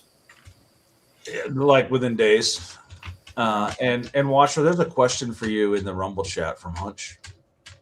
It's addressed to me, but I can't answer it. You can. Oh, let me scan. Where is the Mountain House video? Oh, I handed it to you. I thought you were going to upload it to your channel. Oh, I thought you were going to put it on the CFC channel. I thought we just. Yeah, I thought we were putting it on okay. this channel. Oops. Yeah, since I can we, do that. Since we I can do talked that now. about it on this. Yeah. I'll get it uploading while we're on. It'll be on afterwards, and we can just dump people to it. Okay, good deal. Blaine, I thought he was talking about you being the one here that writes books about this. I actually was like on the regular. Oh, well, yeah, you're going to see it if we follow trend within the next 120 days. If you look at the incident rates and how soon they're coming, et cetera, you're looking at 120 to 180 days, somewhere in that gap. Could be tomorrow, could be right away. And a lot of it is they're not toning down their rhetoric at all. They're still continuing with the Trump's a pedophile, rapist. They're still continuing with this. We saw it was 60 Minutes during their interview. That was read, that manifesto was read to reinforce their narrative. It wasn't read to confront the president with or anything else. It was read to reinforce their narrative. They are still pushing to get the crazies out there. And until they're willing to go, and I did see one member of the House come out and say, please stop trying to kill the president. Until we see that across the board, it's not going to happen. These guys, they haven't been satisfied with the attempt on Kavanaugh. They haven't been satisfied with the 3 attempts on the president yet. I don't know why, and my wife summed it up best. She said, why do they think it's going to be better if they kill him? She's like, it's going to just solidify his base even more, and it's probably going to lead to actually more violence. Yeah. So the short answer to that is that the right in this country has a short roster of serious politicians. There is a reason that Reagan gets referenced in relation to Trump a lot. And so the generalized assumption is if we get rid of Trump, it's going to be 20, 30, 40 years before there's anybody who's even remotely as capable at doing anything. And that would give the left plenty of time to do whatever they want. And they've behaved this way for a long time, right? They look at, the George Bushes and whatever you think of Bush or don't, he certainly was not as capable, A, at pissing off the left, and B, at doing things that at least people nominally like. So I wanted to point something out. Somebody said just in February, someone attacked Mar-a-Lago. Let me tell you about a strange, odd pattern. I just threw those 2 words together. Odd pattern that has emerged. The person who attacked Mar-a-Lago in February was armed with, does anyone know? A Maverick 88 shotgun. Oh, yeah. A couple of weeks later, somebody attacked the United States Capitol armed with a Maverick 88 shotgun. Last night, this young man was armed with a Maverick 88 shotgun. And okay, so Maverick 88 might be a low-cost, entry-level shotgun. But what are the odds that 3 crazed leftists, all attacking government institutions, all used the same item? And in the plethora of shotguns that are available for low cost, what are the odds they're all using it? So to me, this appears to not be organic. Some direction was given somewhere that, hey, this is a great option for us to get, right? Because it's cheap and they're out there. So interesting thing to think about. Yeah, no, that's a great point, Joe. I mean, coincidences are they happen. Let's be honest, they do happen. There's a lot of people. There's a lot of reasons why petty criminals use Saturday night specials, not because they're great guns or just because they're concealable, because they're cheap, right? Yeah. And so Durna says almost everyone has a shotgun, has one because they have a Mossberg. Yes, that's right, Durna. But there are like many different models of Mossberg, and the Maverick 88 is just one of those. I'm sorry, Scott. Carry on. Yeah, the only thing that I could think, because I'm not trying to debunk what you're saying. I'm just trying to think of like a potential explanation that could make the coincidence more likely to happen. If it is literally the cheapest, most widely found shotgun in the market, but I've never even heard of this gun until you mentioned it. So it's not the most widespread shotgun on the market. Right. It's not as well publicized, but it is out there. It should have serial numbers, and if all those serial numbers are very close together, that would make it look like a lot buy. Yeah.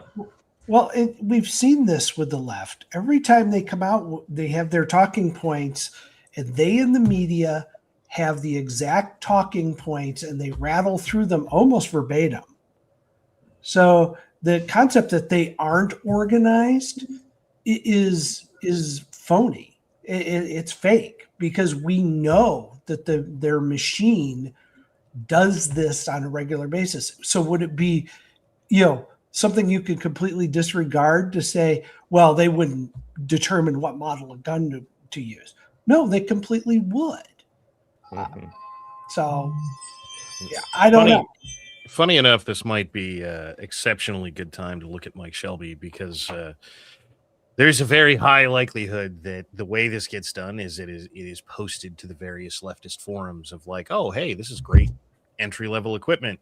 And then you don't have to say, anything or do anything. It just permeates. For the record, my book series is mentioned in those leftist Reddit threads as a great source. They say some very unnice things about me, but they do tell guys to buy my books, and I'm okay with taking their money too. Yeah.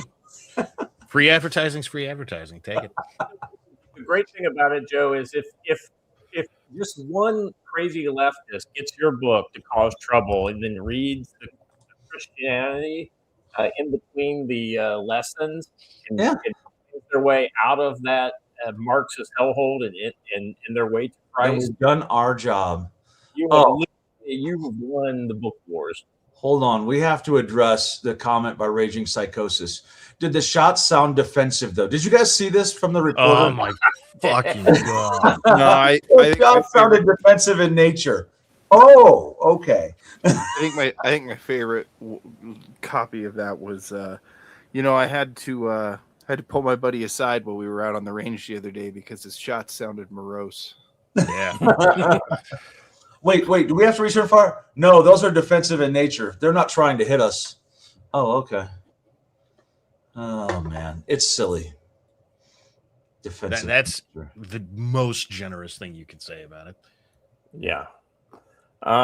Did you guys one of the things that I thought was really amazing is seeing the looks on the faces of the reporters versus the people, like whether it was Trump, who never looked phased, Hegseth, who was like, fucking looks like he was back in Iraq for a second there, going through his own little PTSD moment. But the reporters, like I saw,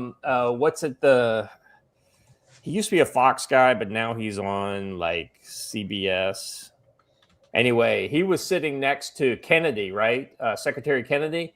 And he was like, oh my God, he looked like he was getting ready to dive under the table once he knew what to be afraid of.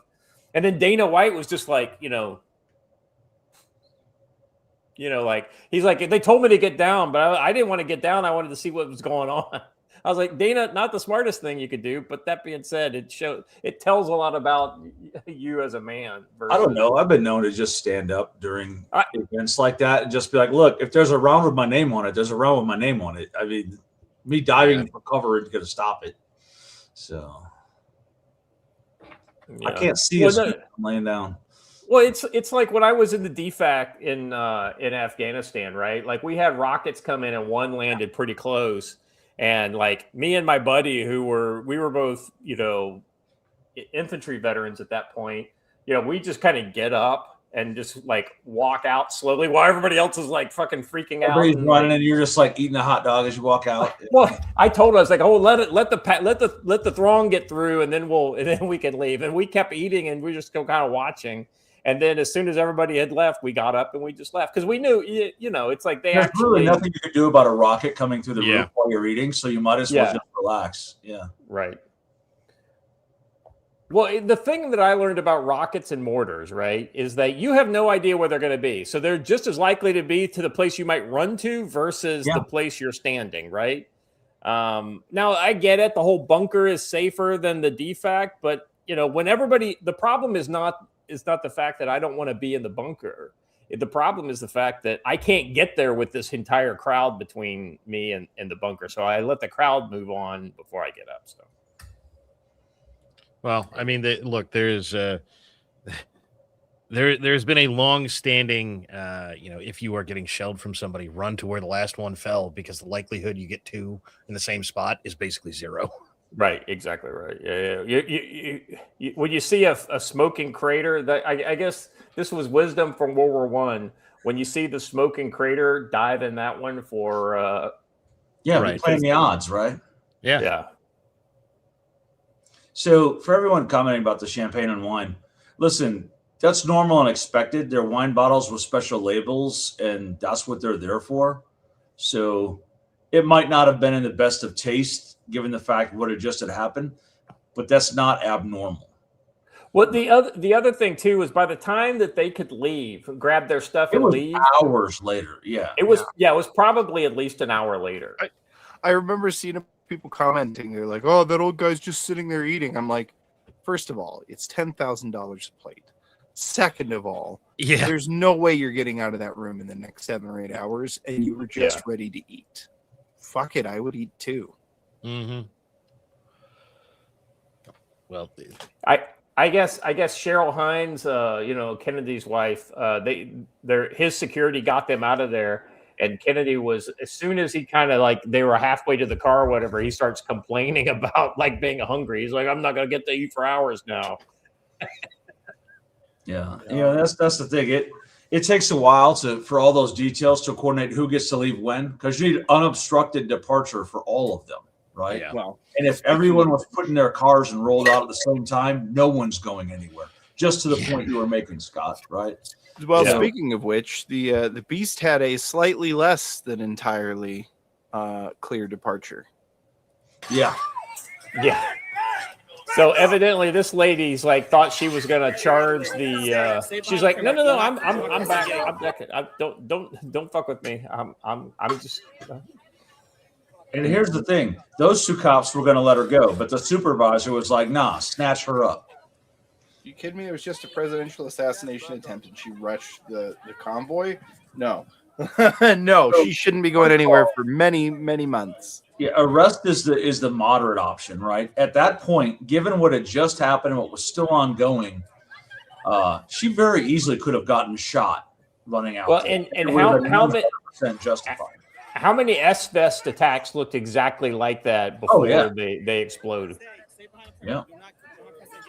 I mean, and let's be honest, the most likely group of people that I would say would be your candidates for S-Vests in America would be liberal white women wearing the Palestinian thing. Yeah. Yeah, she's barren. She has no future. I mean, why not give up her life and become a martyr for the cause of women? By the way, in the movie The Civil War, the suicide bomber who walked into the middle of the protest looked just like that. Right. Yeah. All right, let's move on to the next one. Dan Bongino had some points. Now we've been critical of Dan Bongino. I think it's worthy of mentioning. But that being said, he is a former Secret Service agent, so this is his lane, right? Like I'm willing to give him the benefit of the doubt for something like this. So let's give a listen. But Bongino has real Mattis problems. Like, you're good at one thing, maybe you should do that thing. Yeah. Listen, having been an agent for over 12 years in the Secret Service, 12 years, and having spent a good amount of time in a protective intelligence squad where you actually go out and interview these people who threaten the president and protectees, I think there's an assumption on the left where there's no shame in threatening the president's life on the left. So this isn't a both sides thing. So we can just cut that garbage out right now and just stop the nonsense. On the right, okay, on any respected kind of mainstream figure on the right, if you were to go out and even imply someone should be physically hurt on the left for their ideas, you're almost instantly shamed out of the movement. There is no such corresponding effect on the left. You just mentioned the name. I don't even want to mention this guy's name because he's such a zero. But he's out there implying that, you know, physical violence is okay and is a means of fighting back against a man or systemic discrimination, whatever crap they throw out there. And not only, Rachel, is there no shame, you're welcomed in open arms on mainstream left-wing podcasts where they're like, hey, come on in and spew this bile out there. There is no such corresponding movement on the right. There is no both sides, folks. Stop telling yourself that. Yeah, It's he's not talking about, true. I think, Hassan You will never Piker. be allowed on this Yeah. network. You work here. I've worked here a long time. No, I mean, like, one of so unfucking many. You'd be gone. Yeah. They pull you off mid-segment. Every They pause don't for a allow second. that stuff. It's not Pause. a both sides thing. Yeah, it was pretty much. It's such an interesting phenomenon he's mentioning. How many people were arrested merely for suggesting that Barack Obama should be harmed? I can think of a man who was killed for suggesting that he was going to harm Joe Biden. And the guy had no physical capability to do it, but they went and killed him anyway. On the flip side, you can openly shout that you want to kill Donald Trump and no one will care.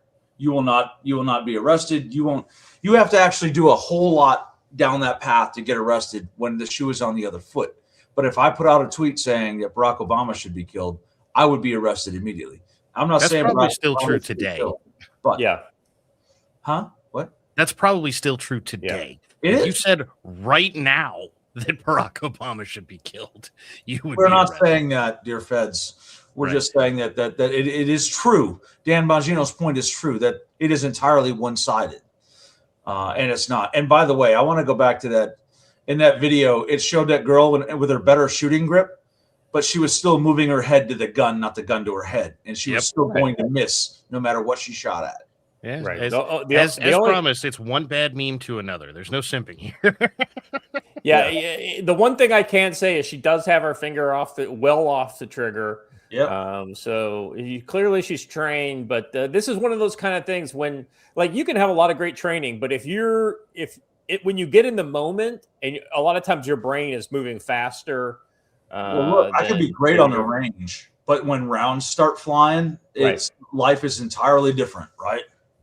Yeah. So, tilting her head when she was trying to look through her sights. That's not how we look through the sights, right?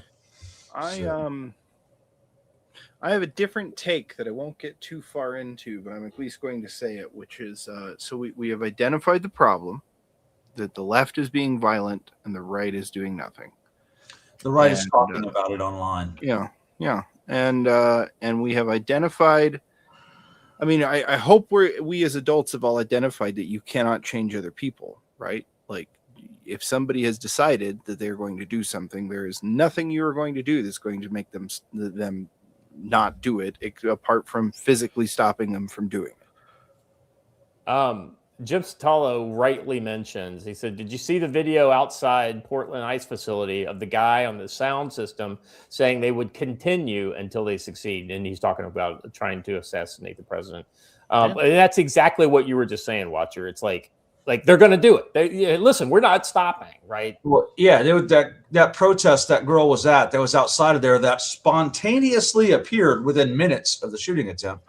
Right. They were holding up signs saying exactly that they're going to continue, better aim next time and all that kind of stuff, which is ludicrous, right? Well, there's more than that. Let me check. Did we even include it? Because if we didn't, I'm going to go grab it off my timeline. Oh, no, we included it. I'll wait then. But we have a literal teacher saying that, there's posts going around saying that it's going to happen this weekend. I want to let the good guys speak before we listen to the bad guys. So this next one is Kash Patel doing better than average for just things in general. This is, I think, specifically about the Southern poverty, but I just wanted to show that there are this is not about the assassination attempt, but this is illustrative of the kind of message that I want to get across. It's because the reporters continue to fucking lie in their report, not like misinformation, like they are lying. They're saying things that aren't true. They are drawing false conclusions based on faulty things that aren't even facts. Let's just listen to a little bit. I was hoping he was going to put on a serious eyes for this, but no. He's got his crazy eyes on for sure. Well, I'm sorry. I have to say something before we get into this. Is it weird, but to anybody else that the shooter explicitly excluded Patel? Oh, hold. By the way, hold on a second. Notice that SPLC is getting under fire. Send the guy in. We need to get the fucking story off of it. Yeah. But anyway, go ahead. After you were unable to log into the system. Let's have a survey. How many of you people believe that's true? Hang on. Did you communicate? You asked the question. Let me answer it. No, let me. No. Did you communicate with anyone that you thought you were fired after you were unable to log into? The problem with you and your report. Don't cut me off. You asked the question. The problem with you and your baseless reporting is that is an absolute lie. It was never said. It never happened.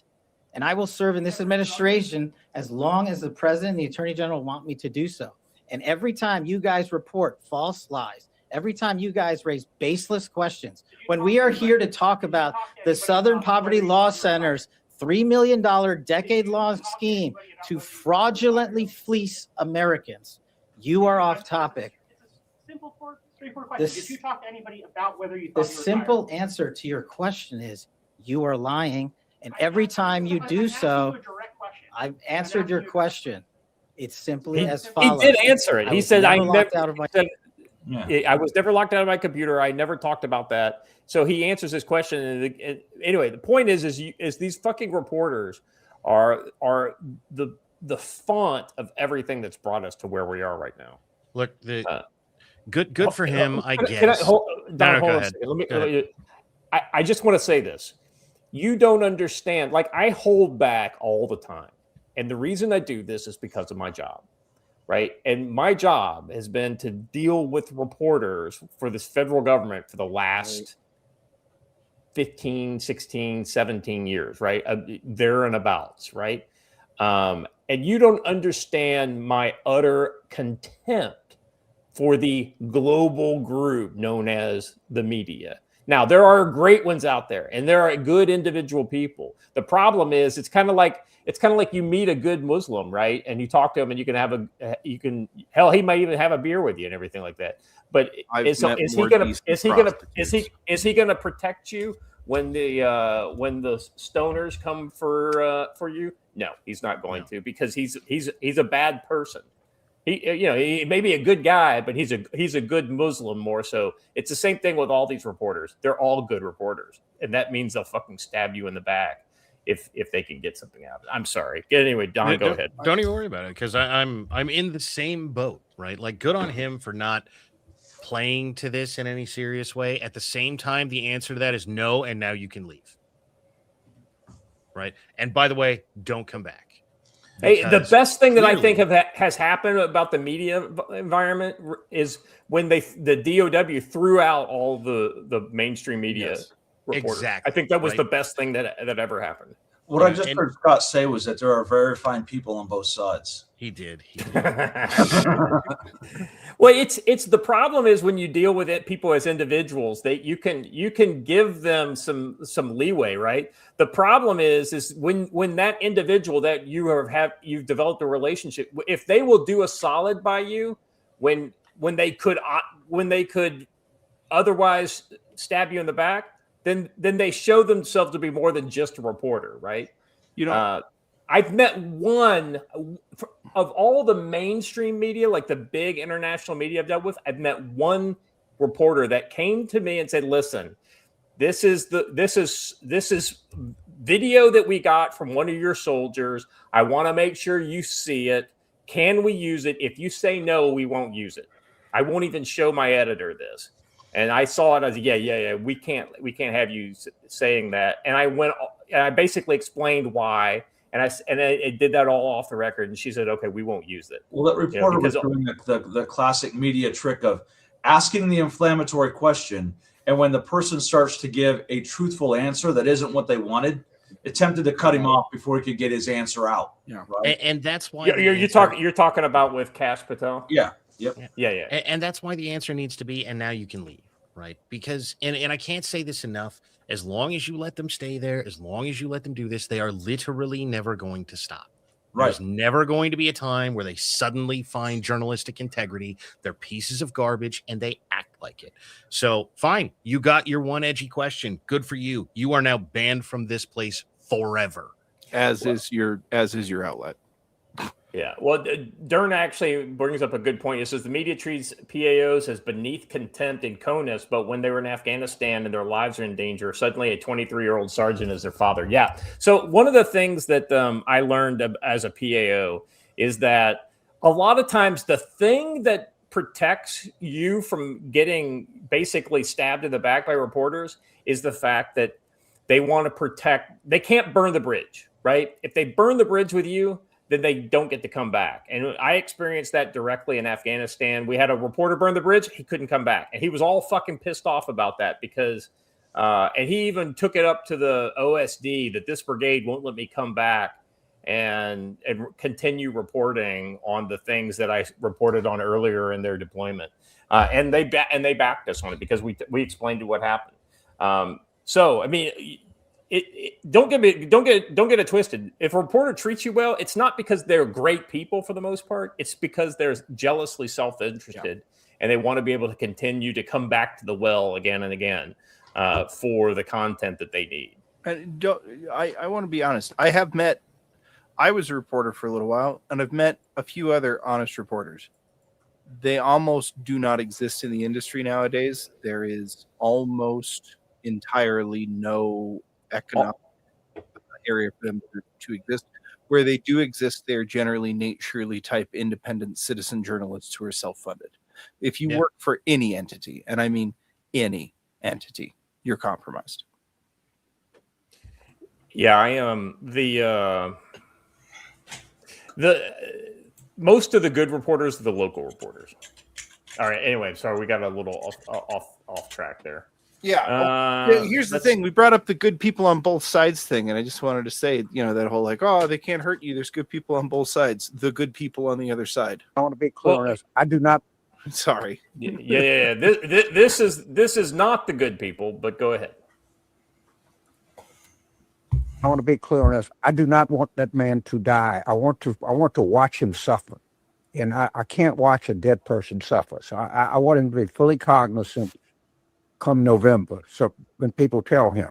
If you're ever curious what a demon sounds like. Blaine might need to go. Blaine, it's guys like this that are literally like, they're praying that your book series is a roadmap to the future. I saw him when he did the quote. I saw it online, and he's definitely part of the problem. And these guys do not see it that way. They're like, this is justifiable homicide to kill President Trump. It's justifiable to go after all of these people. And when their crazy supporters hear that, they go, well, I'm going to be a hero. I'm going to be the guy that does this, and everybody's going to like that. He's a part of the problem. Carville is an issue. And if somebody were to show up at his doorstep and shoot him, the left would go absolutely insane. It would be covered 24/7. They need to write that into the next book. Braxton takes out Carville. I have a weird. I hear a lot of people say this, and I know that you weren't saying it in this context, but other people do. They bring up stuff that we shouldn't do because the left would go crazy. The left's already crazy. They've already gone crazy. They will get as crazy as they're going to get. You should not base any of your actions around, oh no, the left might react. Oh, absolutely. They are so unhinged at this point. When I watched that 60 Minutes piece with Norman McDonald, I was O'Donnell. I was stunned. I was like, you literally are feeding that narrative. That's the only reason you did this, was to feed that narrative. And I thought Trump did a good job of just shutting her down, telling her she was a terrible person. And she is. The 60 Minutes is a corrupt news program. Well, it's a corrupt program that disguises itself as news. As news, right? Yeah. And Carville is an old man. He will die alone. And, none of us are going to rejoice over it, but none of us are going to shed a tear. I'm past that. I'm sorry. Like your better angels are fine and they're accepted and that's all right. I'm well past that. I will absolutely party on his grave. I will piss on his tombstone. Well, I'm that way with Dan Rather. Dan Rather, prior to the event at the Washington Correspondents' Dinner, signed the letter with 250 other journalists, and I'm using that word loosely, by the way, to say that they should be protesting Donald Trump and confront Donald Trump at the White House Correspondents' Dinner. At this point, I'm willing to piss on his grave as much as I would piss on Jane Fonda's. They create this environment and they absolutely have no ownership whatsoever when violence happens. Well, no. But that's the game that they play, right? That's how you've still got people out there saying, but political violence is a right-wing phenomenon. A monkey could pay attention and know that that's not true, but they do it, right? Because how do I say that you should go kill my political opponents, but also not say it so that I don't have to take responsibility for this? Because that's the game they always play.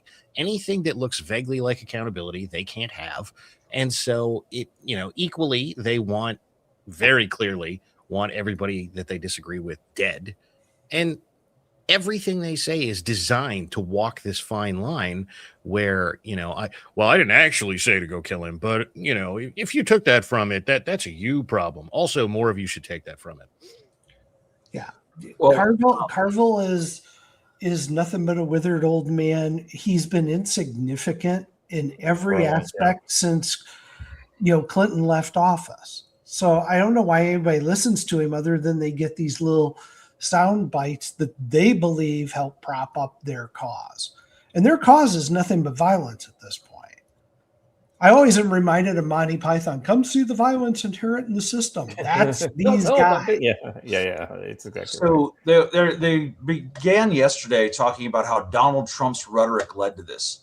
I've never once heard Donald Trump say that you should shoot Donald Trump. I do hear leftists say that all the time. So I don't think it's Donald Trump's rhetoric that actually led to it. On that, there's a couple of other things on here. Squishy Hunter, I will not risk open war. Open war is upon you, whether you would risk it or not. Hey, that's a very relevant quote from the Lord of the Rings. And you are already in the collapse. Well, I heard a guy say that before, and that guy's pretty wise, tactically so. Yeah. Lance Corporal Veteran for $5 says, better believe an active conflict is possible because you're in one. Yeah, you're exactly right, brother. Yeah. I talked with a group of young Republicans last Monday about developing a link chart of your local leftist organization just to know who you're going to face at some point. You ought to know who they are. And this goes back to Mike Shelby, who's got a new book coming out on area studies, talking about doing your area study and understanding that. So map out your local Democratic activists just so you know who your opposition is, just in case one day you happen to see them rolling down your street and you wonder why. It's because they're looking for you. Well, I'm curious, has anybody uncovered, and if I missed it, I'm sorry, I had somebody come to the door. But he's allegedly part of some organization, and I haven't been able to find anything out about them other than it's an 1860s organization. Well, the organization I'm more worried. Hold on a second. The organization I'm more worried that he's a member of is the NEA, the terrorist Marxist terrorist organization known as the NEA. Unfortunately, your children are probably interacting with representatives from that terrorist group. By the way, this guy was most likely 95% certain to be a member of the NEA. That's what I'm saying. Yeah, I mean, they are literally like a ideological terrorist organization. But before you jump on that, though, the group he was a member of is semi-important, and it comes up. Yeah, which one? It has direct ties to Obama. It was an 1800s group, but what was it? I think it was 2016 or something. A couple of an artist collective spun it back up with money from one of Obama's various different funding groups. He's also acted as an advisor to them for what I was saying. There's a lot of research going on into it now. There's also supposedly although I think they're pretty tenuous. The researcher tried to make a much bigger deal out of them than I think they probably are. There are some small tenuous ties to former Secret Service agents.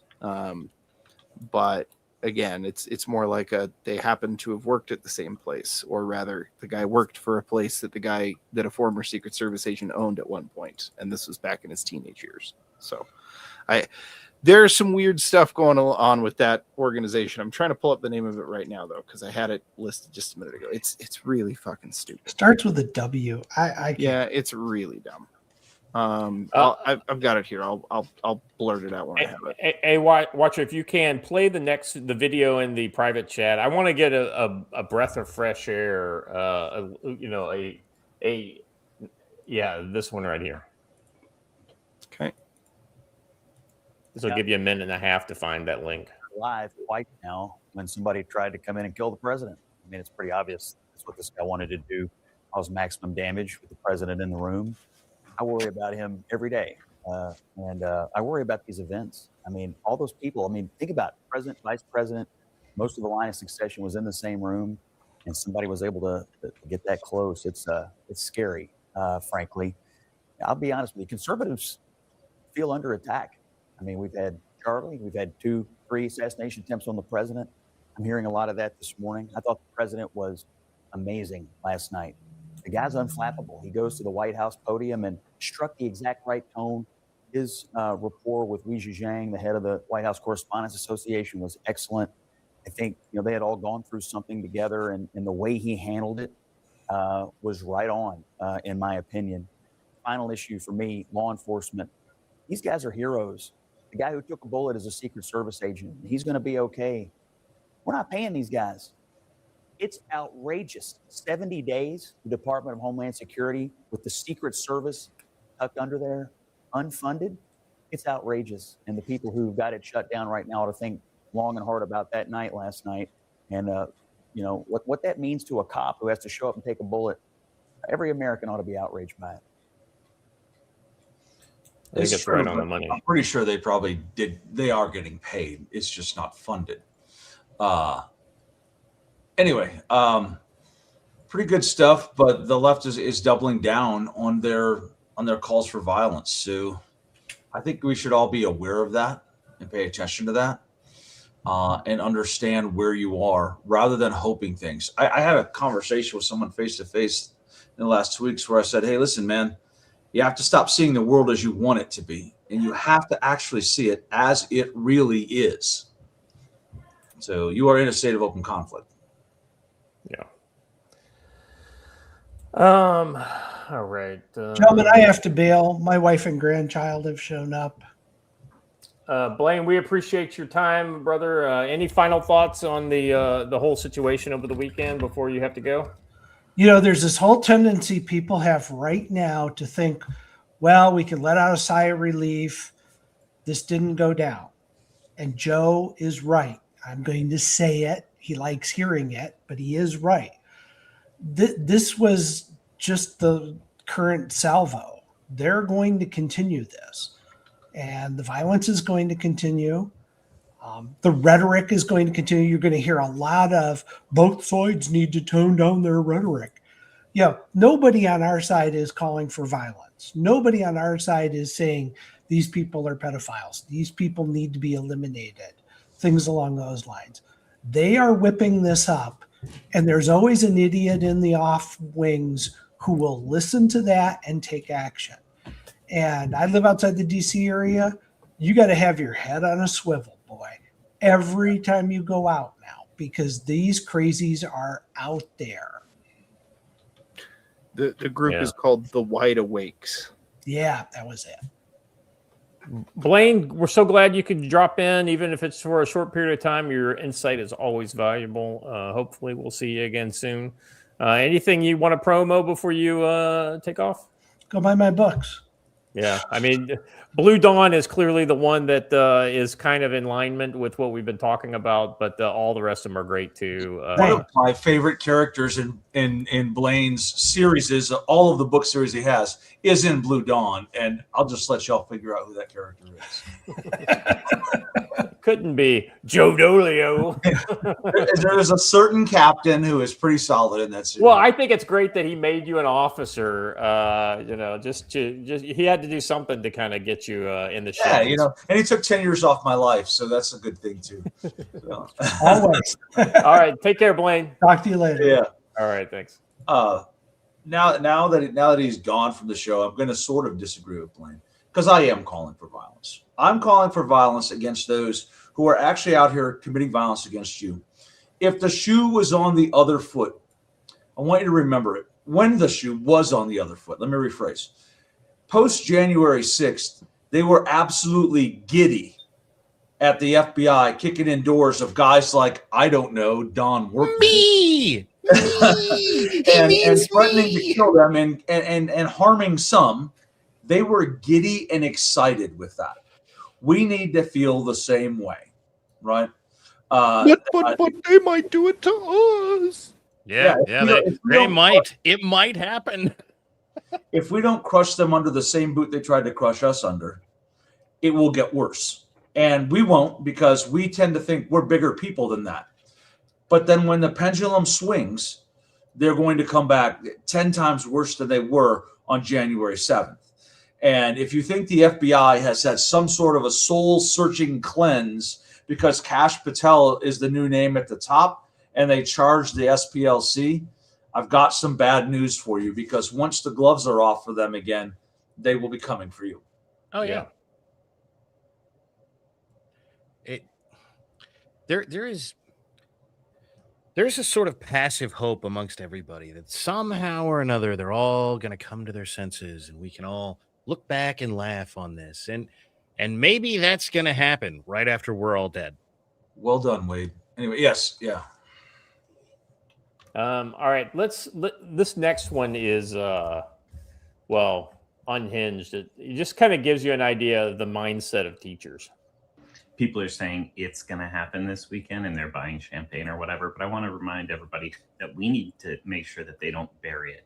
We need to hang it out front of the White House for the birds to pick clean. And then once it's picked clean, we need to bronze it and install it over the entryway to the White House so that the next person who gets in there knows what's coming for them. And if they try to take it down, they can replace it. This is counteroffer.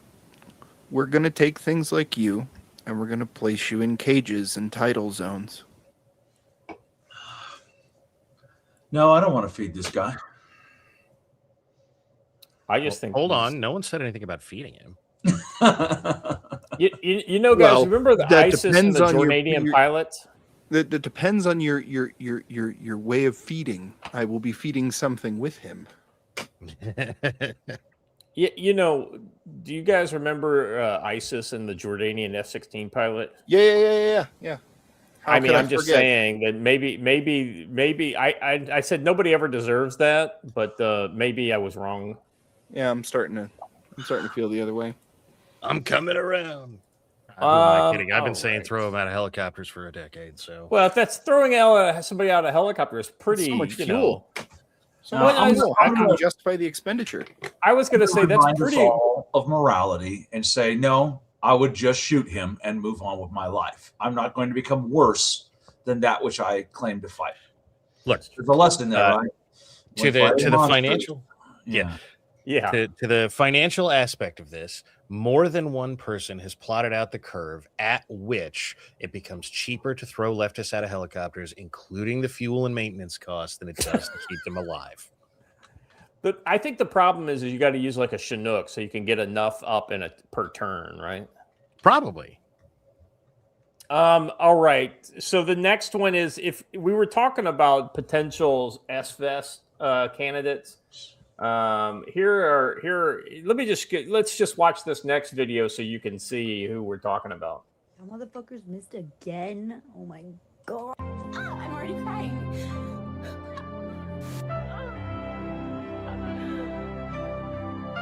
Imagine faking your own assassination attempt for the third time and then everybody's just upset that it wasn't real and that you didn't croak. I wake up each morning hoping he has died.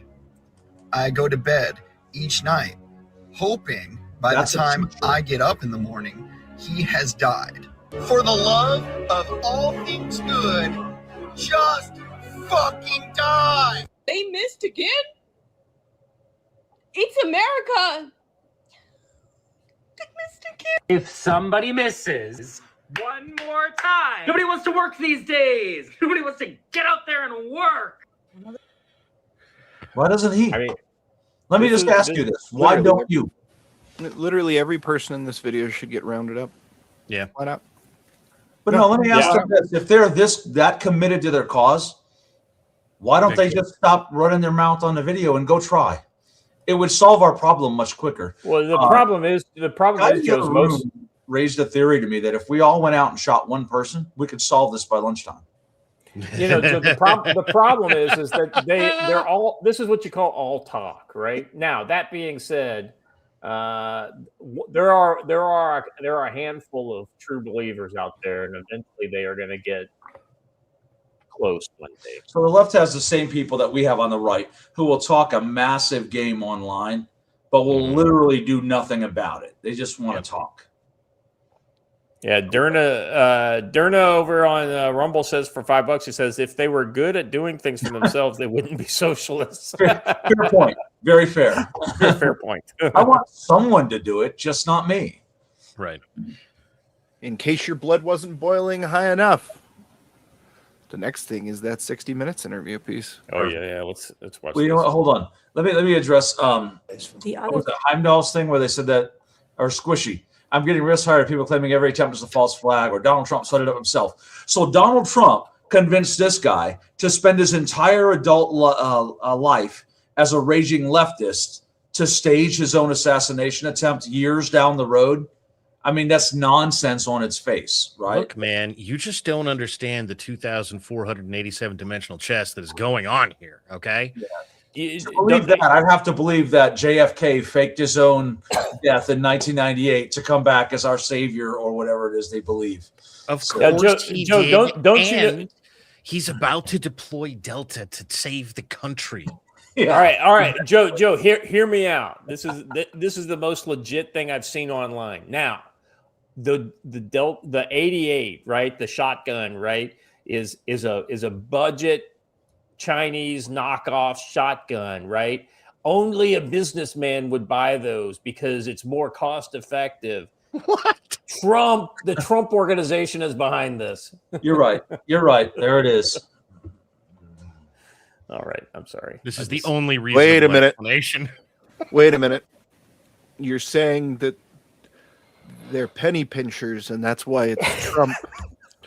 Because I can notorious gold plate everything Trump, the penny pincher.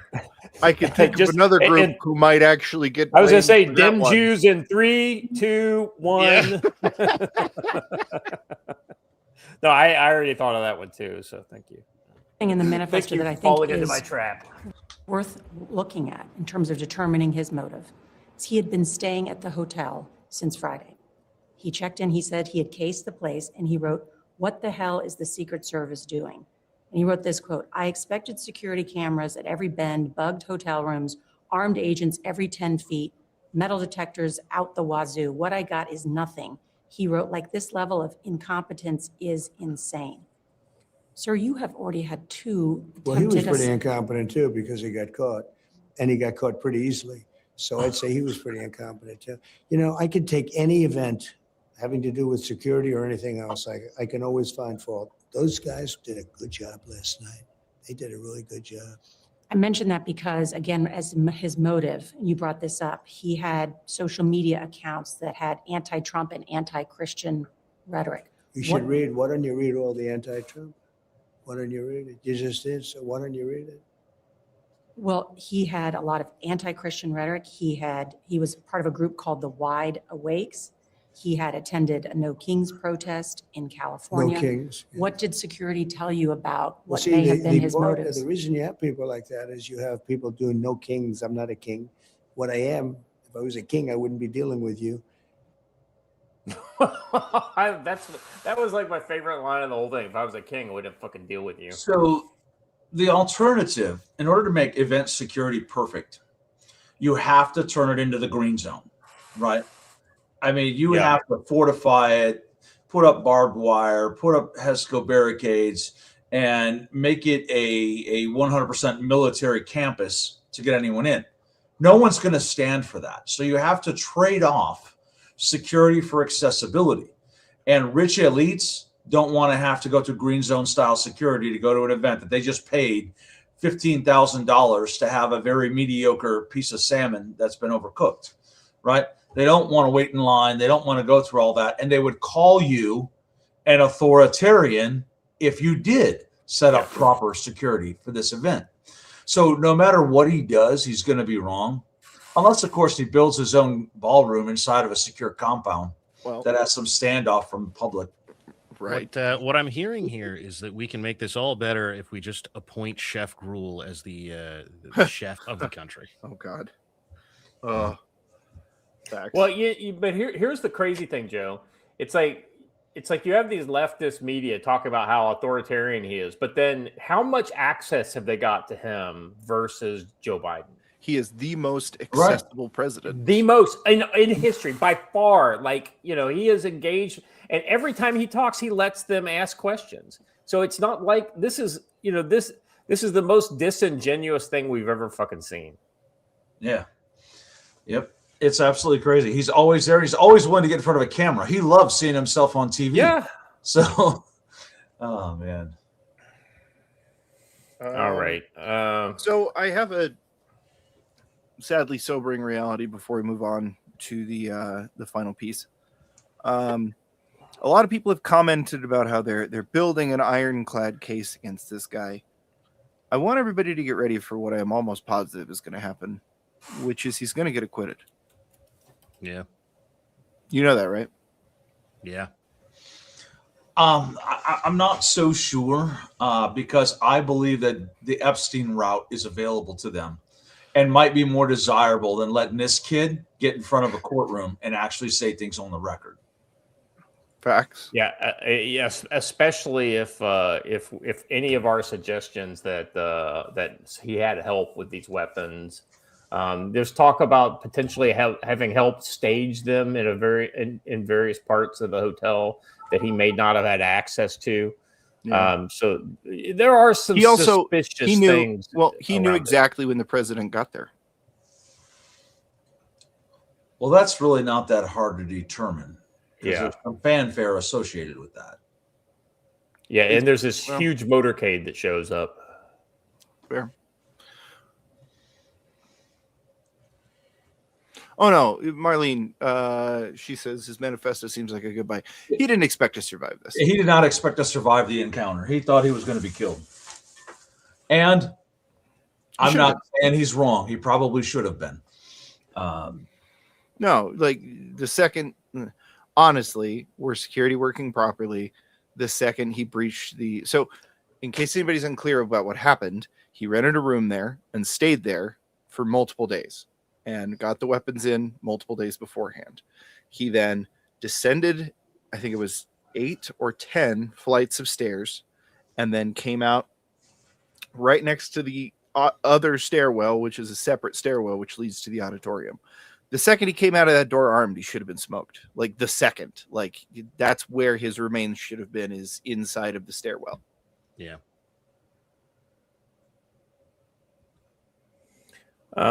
Anything else on the assassination tip you guys want to hit before we move on to Iran and other Middle East? We're at 2 hours and 20 minutes, so let's. I know. Yeah.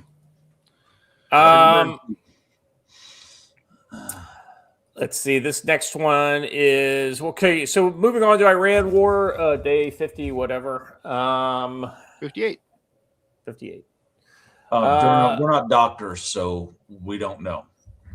So here's the thing, like, apparently about 20 oil tankers have gotten through the blockade from Iran thus far. Now, this is, once you understand how, like, the laws of the sea work and the fact that we won't target other countries' territorial waters directly, then it makes a little more sense. So evidently what they do is they load up on the Gulf of Oman at ports along the Gulf of Oman, and then they hug the coastline into Pakistani waters. Now, Pakistan can't keep them out if they're, because there's this idea of, what is it, like a safe passage or whatever in maritime law that allows ships to you basically travel through your from point A to point B through your And so, and Pakistan can't even tell them they can't do it, right? Unless Pakistan wants to go hostile and kinetic against them. Now, that being said, evidently it looks like we're looking at potentially going after both either the oil at the terminals in the Gulf of Oman or going after the ships in the open sea where they have to leave coastal waterways. I was going to say, they said that it became a global blockade for a reason. And all the OSINT accounts that are on there screaming about how many barrels of oil got out, now how dumb the American intel agency is.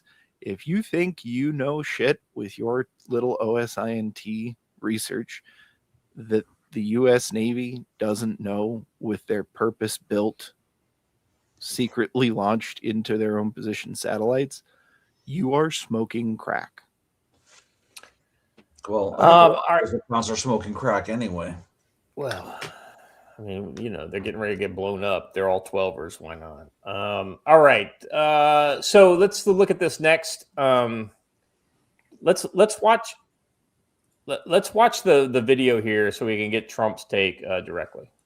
But what you're referring to is that when you have lines of vast amounts of oil pouring through your system, if for any reason that line is closed because you can't continue to put it into containers or ships, which has happened to them, they have no ships because of the blockade.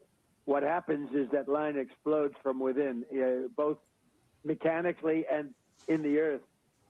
Something happens where it just explodes, and they say they only have about 3 days left before that happens.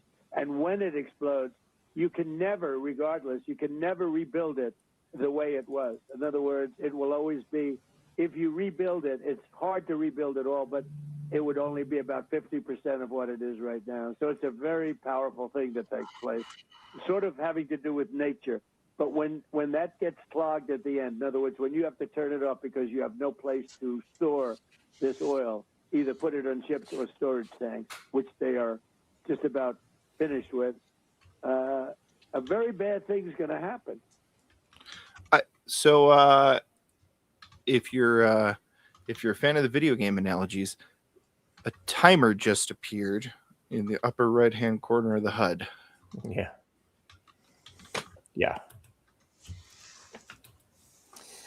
So basically, the idea here is that once you turn it off, it starts to cause long lead problems that you can't just turn back on, right?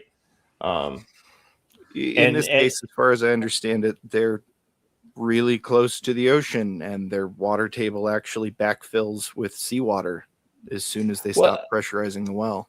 Well, there's that, but it's also about storage, right? So it's like when their storage is full, they have to stop pumping out of the well, right? And so,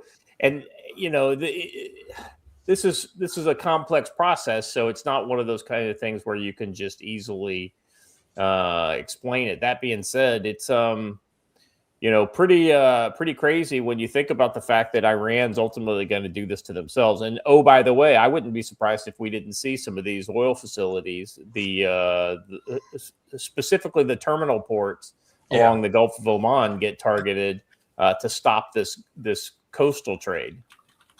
I mean, Joe, that's really the only way you can stop it, is to eliminate the sources. Yes, it would really be the only way, like some of the neutral terminals, right? Yeah. Allegedly neutral. So before we go on, I do want to say it's not in our notes, but I think this is important that you guys keep in the back of your mind. I have been hearing from a lot of farmers that the price of fertilizer right now is like panic. Oh yeah. So I've actually heard we might have up to 40% of family farms that currently exist fail this year as a result of this. Well, I think what you're going to see is where they're able to. A lot of people are going to switch away from corn. So a lot of farmers did switch away from corn this year to soy because soybeans, you don't need the nitrogen. You don't have to add the nitrogen because it fixes nitrogen from the air. So, but I think you're right. I think there's a lot of areas where farmers, especially these cash crops, what is it? But soy, wheat, and corn are your big three, right? And if you're a wheat and corn area, I mean, you may be pretty fucking screwed. Or if you don't have the equipment or if you don't have the cash to completely change all your equipment because it's entirely different equipment that you need.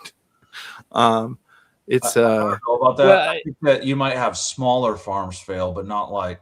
Yeah, not like that's what I was saying. Is it's the family farms that I'm talking about. That's why. Well, in the short term, there are ways around this. For instance, you don't have to buy the equipment; you can rent the equipment. Yeah, you can change your crops, things like that. You can go. Anyway, there are ways to do it. Call a big cattle farm down the road and get plenty of nitrogen-infused material to fertilize your field with. It's just not as neat as buying it. Yeah. Right? Yeah, I mean, so that's when you go away from the direct chemical application to like a fertilizer from a manure, right? It's like it's a different process to do, but ultimately, it gets you to the same place. Yeah. I mean, Don, you're kind of in the agriculture area. You hear this in the same area, same thing from people that are close to you. Well, look, so there are two things. One, somebody bitches about the price of fertilizer literally every year. And there is sort of a reality that whomever that is posts it on TikTok or whatever, and then it's all over social media. And if you've been paying attention to this for a couple of years, you've heard every single year, at least since 2020, if not before then, that this is the year where every farm is going to implode and we're all going to die. Right. That has as yet to happen. Not to say that it won't or can't, but it has as yet to happen. That said, yes, it's expensive. In the world of like, hey, just go down to your local cattle ranch, you end up with some weird problems if you're doing nationwide distribution, some of which is that the USDA will tell you that you can't do stuff like that in some circumstances. And so while there are a whole boatload of this makes obvious sense, why aren't you just doing the obvious thing? The answer is the federal government. Almost always. If you took somebody from the founding fathers' days and you explained to them the laws related to agriculture and food production in the United States, they would be like, did y'all pay any attention whatsoever to what we said? Yeah. Well, before we move off this topic and get back onto the show notes, I will say that in most places in the U.S., it is still not too late to plant yourself a little victory garden, and the money you pay in seeds, time, and a little bit of fertilizer will pay dividends if food gets anywhere near as expensive as people are saying it will for various different reasons.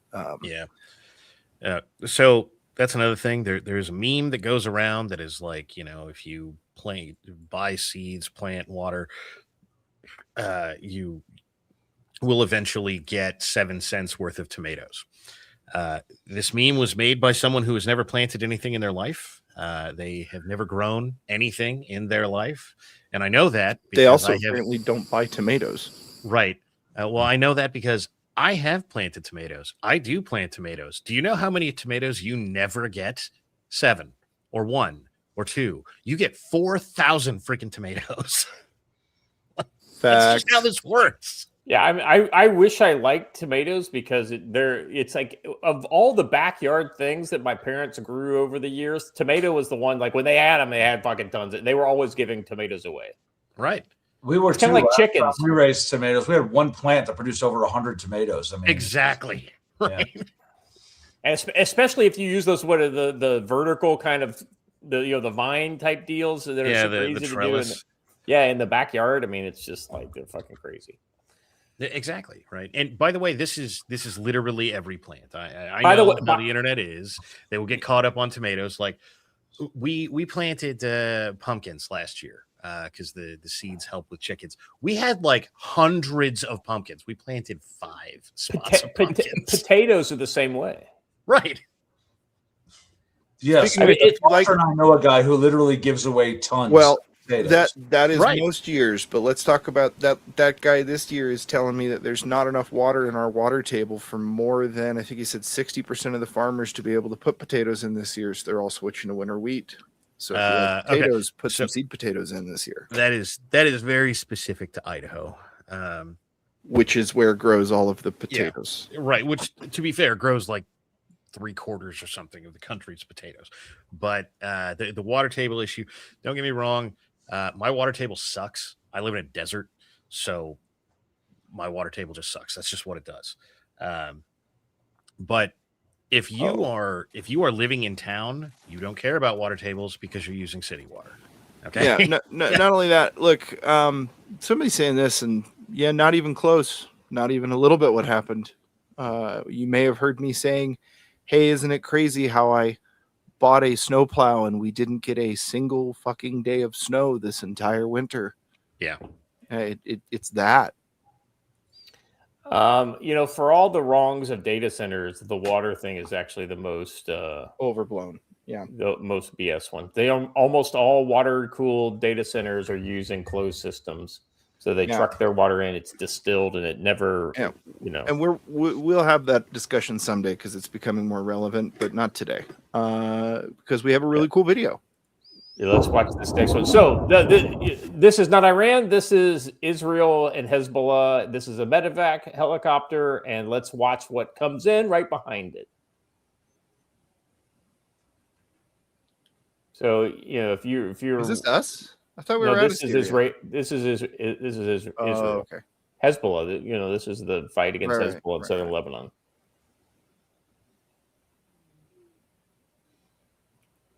They are so fucking lucky, is what I'm. So see, this guy sees it. It's there's a FPV drone coming in, and evidently somebody else over there sees it. I don't know if it gets shot at and it comes down, but it basically comes down about what it looks like about 100 meters behind the helicopter there. And there's another one.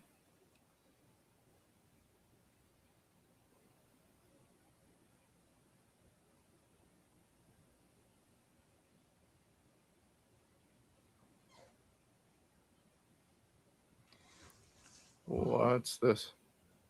Oh, wreckage. So, I mean, these things are a real threat. If you discount them at your peril, are they the end all be all? No, but it's just like any new emerging threat. You have to figure out how you deal with it. I don't see the left screeching about the targeting of a medevac helicopter in violation. Not at all. Convention. Not at all. Yeah, they never will. Well, you got to understand it's only a war crime when we do it. Right. Yeah, if it's true, but on a foot, boy, it would be evil. Evil. Oh my God. Don't even get me started. Dude dropped to the ground for what reason? There was a drone blowing up above his head. That's why. Yeah. Large explosion. Shrapnel. Large explosions will do that. It wasn't real clear in there, but yes, there is. Yes, Steve, they lost a lot of tanks there too the last time they went in. That place is just urban areas are not good for tanks, just the way it is. Yeah. You might remember that we actually, the early days of the Ukrainian war, we were going over how and why the Russians were losing every tank they sent in, and commented on why they developed the Terminator, which also did not work. Look, man, you can spin it however you want. Tanks require infantry, and infantry requires tanks. Yeah, They got to be together. It's just the way it is. Yeah. I mean, here's the thing. Like the Terminator basically was presented as as a modern tank destroyer, right?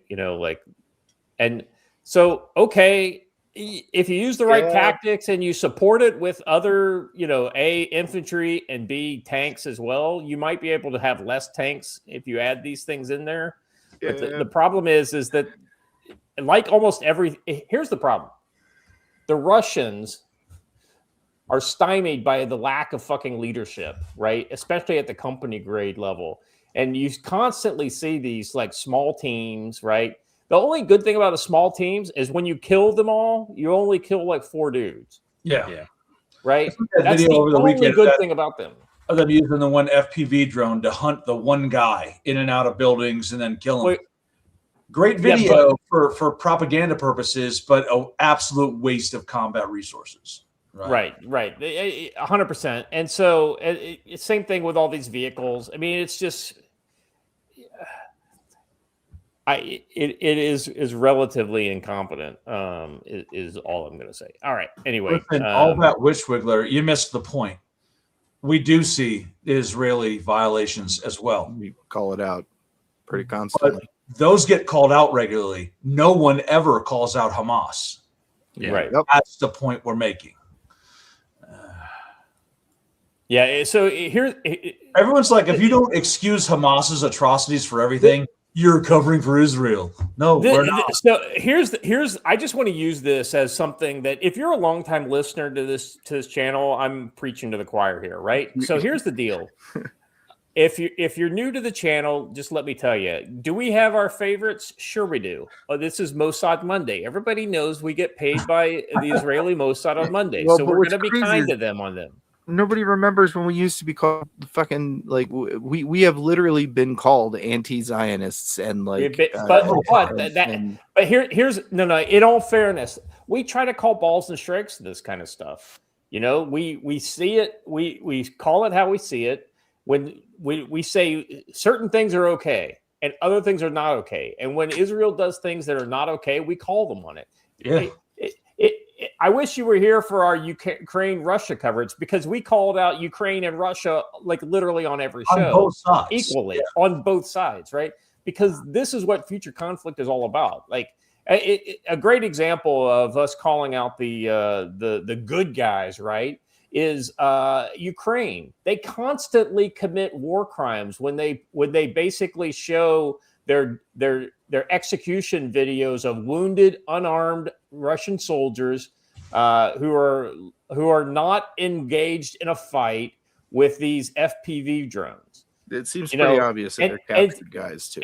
Well, no. Most of them are actually in the fight, but I would say at least 25% of the Russians that get hit by these things have empty hands. Yeah, that dude had no gun, no are wounded, nothing. Yeah. What the ones I love the best are the ones where he's dead because they show the first one come in and kill him and he's dead. He's literally dead and his uniform is burning, right? And then a second one comes in to blow the body apart and to massacre the body.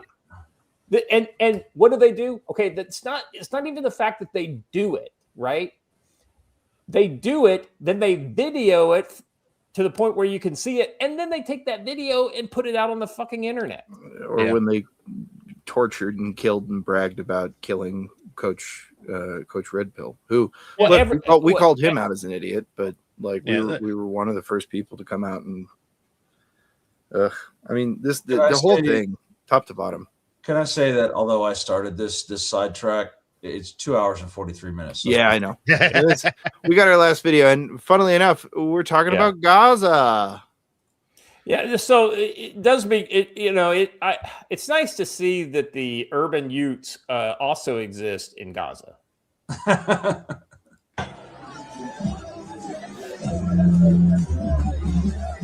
I'm surprised somebody didn't just pull an AK out and just kind of start cranking into the crowd with it. Ah, yes, traditional Gazan wedding.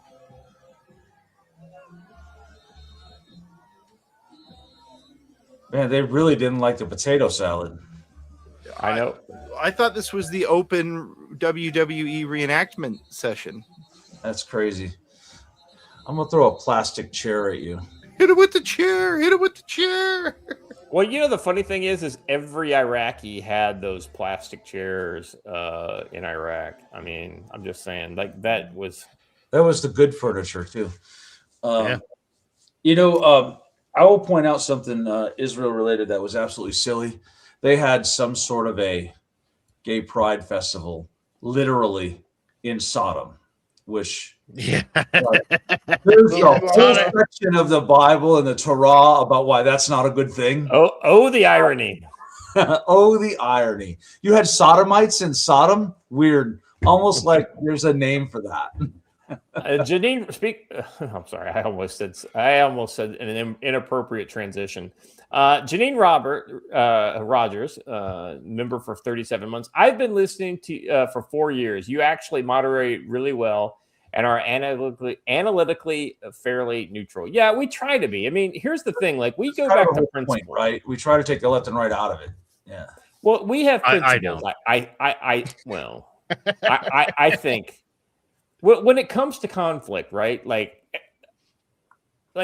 everybody has a reason potentially to get involved in a conflict, right? And so, for instance, the Russians have a reason to fight for Ukraine, for their part of Ukraine, right? Because they see it as their land, right? And there's NATO encroached upon us. They gave us all these promises, all this stuff. They have a narrative, right, as to why it led to Putin invading. And then Ukraine has an equally valid and very compelling narrative that says why did we not give in to Putin, and why do we fight to the last man essentially for the ground that we still control? Both sides are equally valid in my viewpoint. That's what gets me in trouble, because I give any credence that Russia may have a valid claim to any of that land.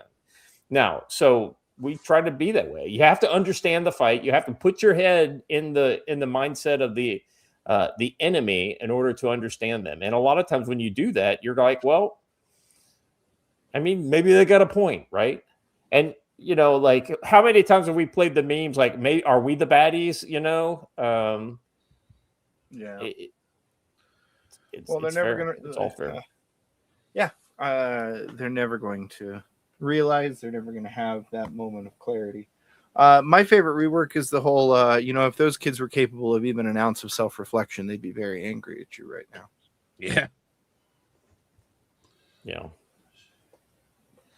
All right, gentlemen, let's go around the horn. Joe, looking at the week, we're coming out of the assassination weekend. How quickly before we see another assassination attempt?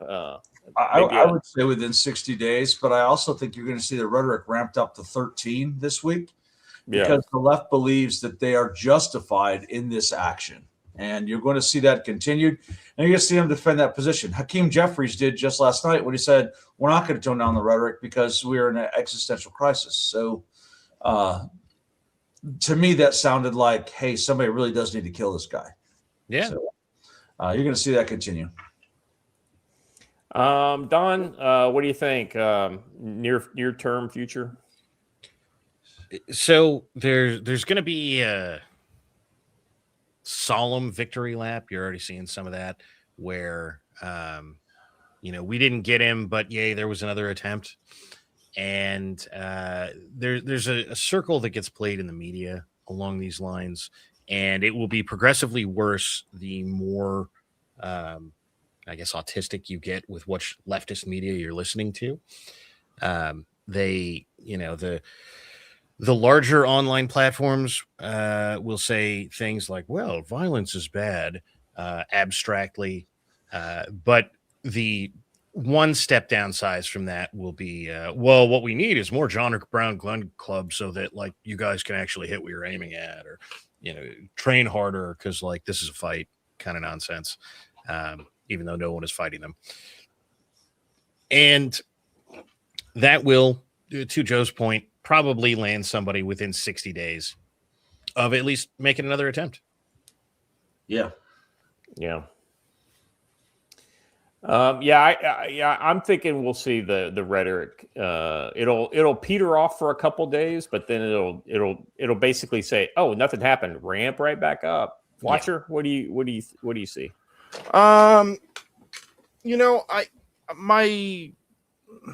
mine's all going to be the same thing as theirs. I'm going to take and do something very different. I'm going to mention something that came out that we haven't seen yet that I just think is interesting, and I think you guys will like this too. This is a whiteboard. This is a picture of a whiteboard on the. Let me. Kennedy, isn't it? It's the Gerald R. Ford. The Ford. That's right. I thought this was a cool way to end the show today. So here you go, boys. GQ counter 3, longest GQ 26. GQ is general quarters, by the way, just for those that don't know. They've been at general quarters 3 times. The longest time they were at general quarters was 26 hours. Closest missile was 15 nautical miles. Closest drone was 5 nautical miles. Fleets entered 3. Presidents kidnapped 1. Supreme leaders kidnapped 1. Countries bombed 2. Oil tankers stolen 5. That's funny. That is the morale tracker of the millennium thus far. All right, guys, that's about all we have for today. Thank you for being here for this extended Monday edition of the Council on Future Conflict. We will be back on Wednesday, same time, same channel. If you haven't done it already, please like the video, subscribe to the channel, hit the bell for notification. Let us know. Let people know you're getting some good stuff over here on the Council on Future Conflicts. Your voice is the only way we can get the word out because, let's be honest, YouTube and probably Rumble too, but I have no evidence of this. They hate us, so we never get algorithmic love. We'll see you guys on Wednesday. Until then, stay safe.